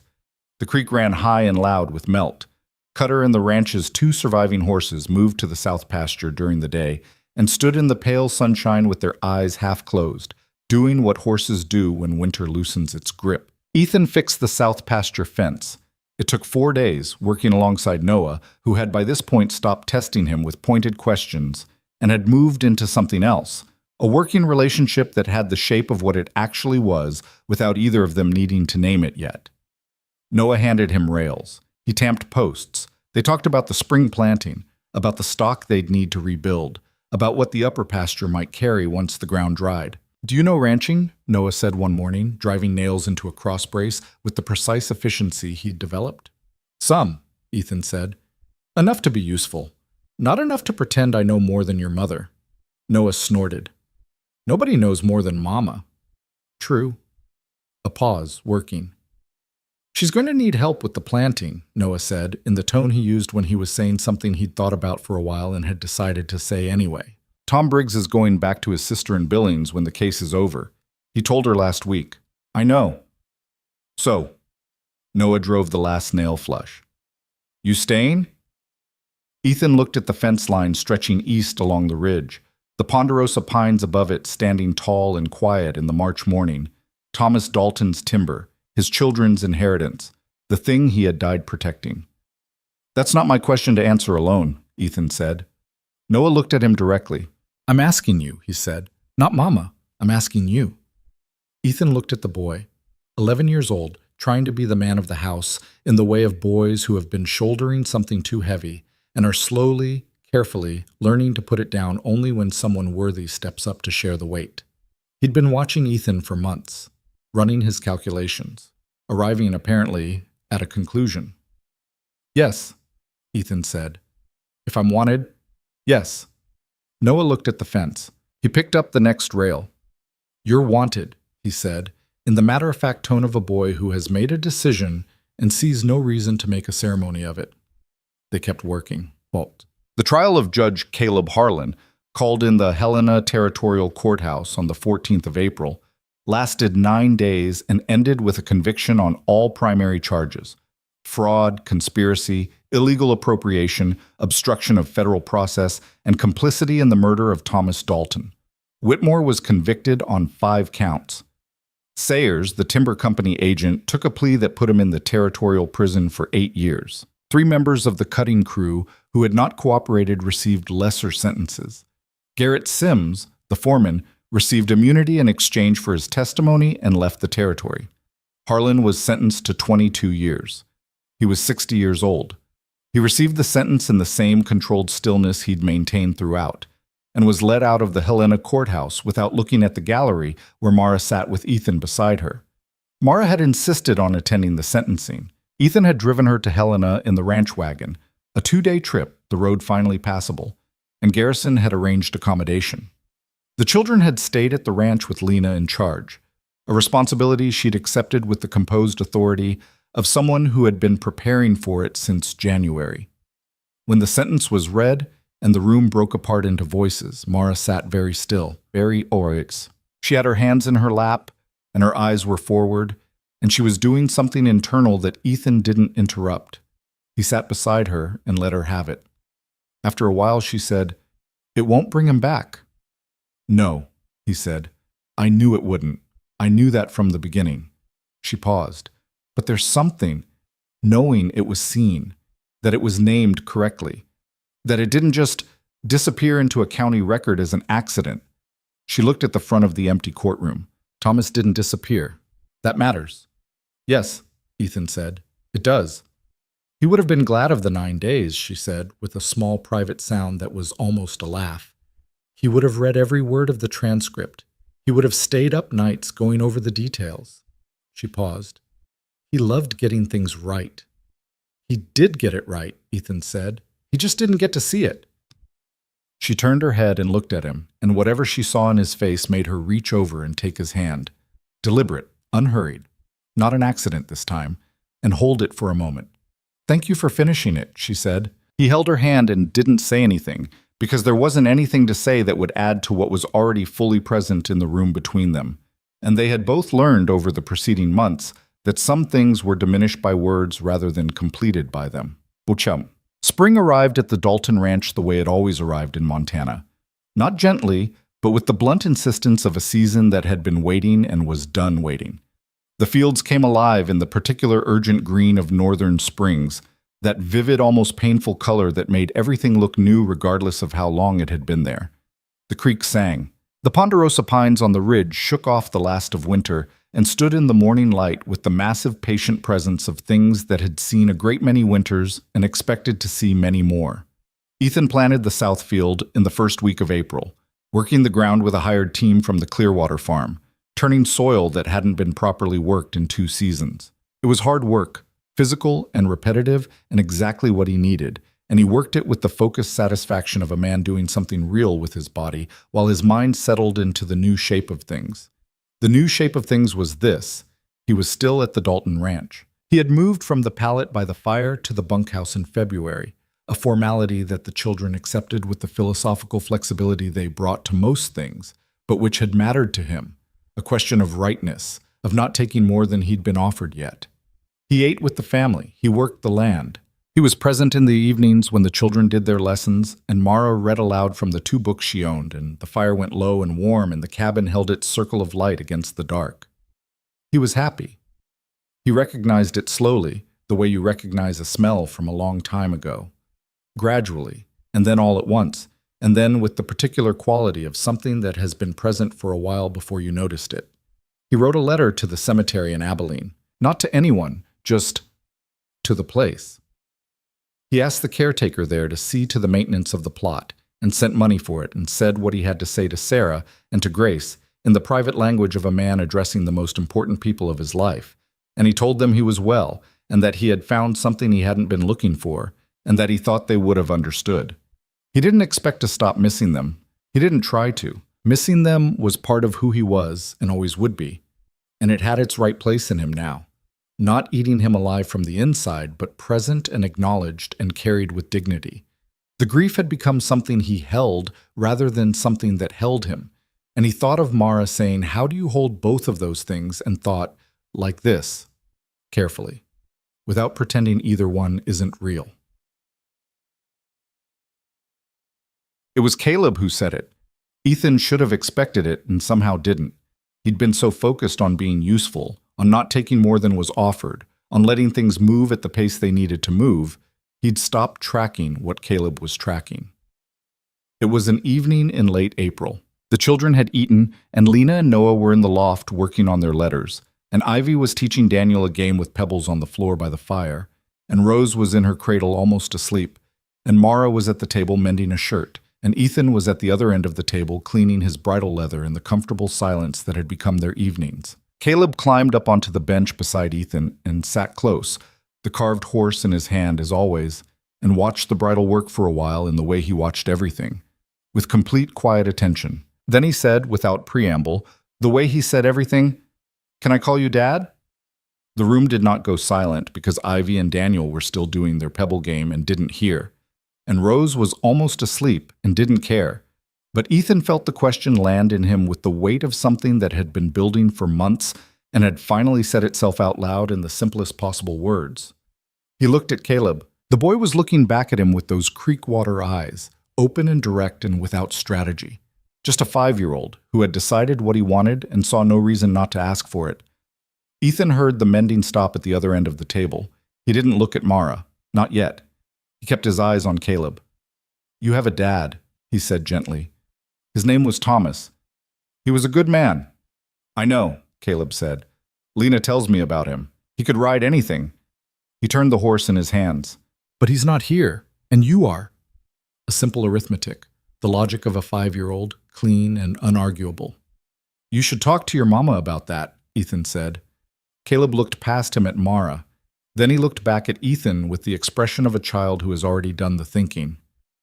"Mama cries sometimes when she thinks nobody sees," Caleb said. "But she doesn't cry as much when you're here." He paused. "Lena says you look at Mama the way Papa used to, only different." He considered this. I don't know what different means, but Lena said it like it was good. Ethan finally looked at Mara. She had put the mending down. She was looking at him with those clear eyes, and there was something in them, undisguised, present, fully itself, that was all the answer to all the questions he hadn't yet found the exact words to ask. "Caleb," she said, and her voice was very steady, "go tell Noah his lantern's burning too low." Caleb slid off the bench with the easy obedience of a child whose request has been received and placed in the right hands. He went up the ladder, still holding the carved horse. The room settled around them, Ivy and Daniel with their pebbles, Rose breathing softly, the fire. Mara looked at Ethan. "I've been thinking," she said, "about what you said in February, about the south fence." "The fence," he said. "You said you'd help me fix it, and you did, and then you fixed everything else." She held his gaze. "I've been wondering when you were going to stop fixing things and tell me why." "I thought you knew why," he said. "I wanted to hear you say it." He looked at her across the table. This woman who had refused to leave her land, who had stood in a blizzard on a porch saying, "I will not leave," with the certainty of someone who has decided what they are, who had held a dead man's evidence together for 5 months, through fear and poverty and grief, and had never once stopped being the person her children needed her to be. He thought about what he'd been when Caleb found him in the hollow.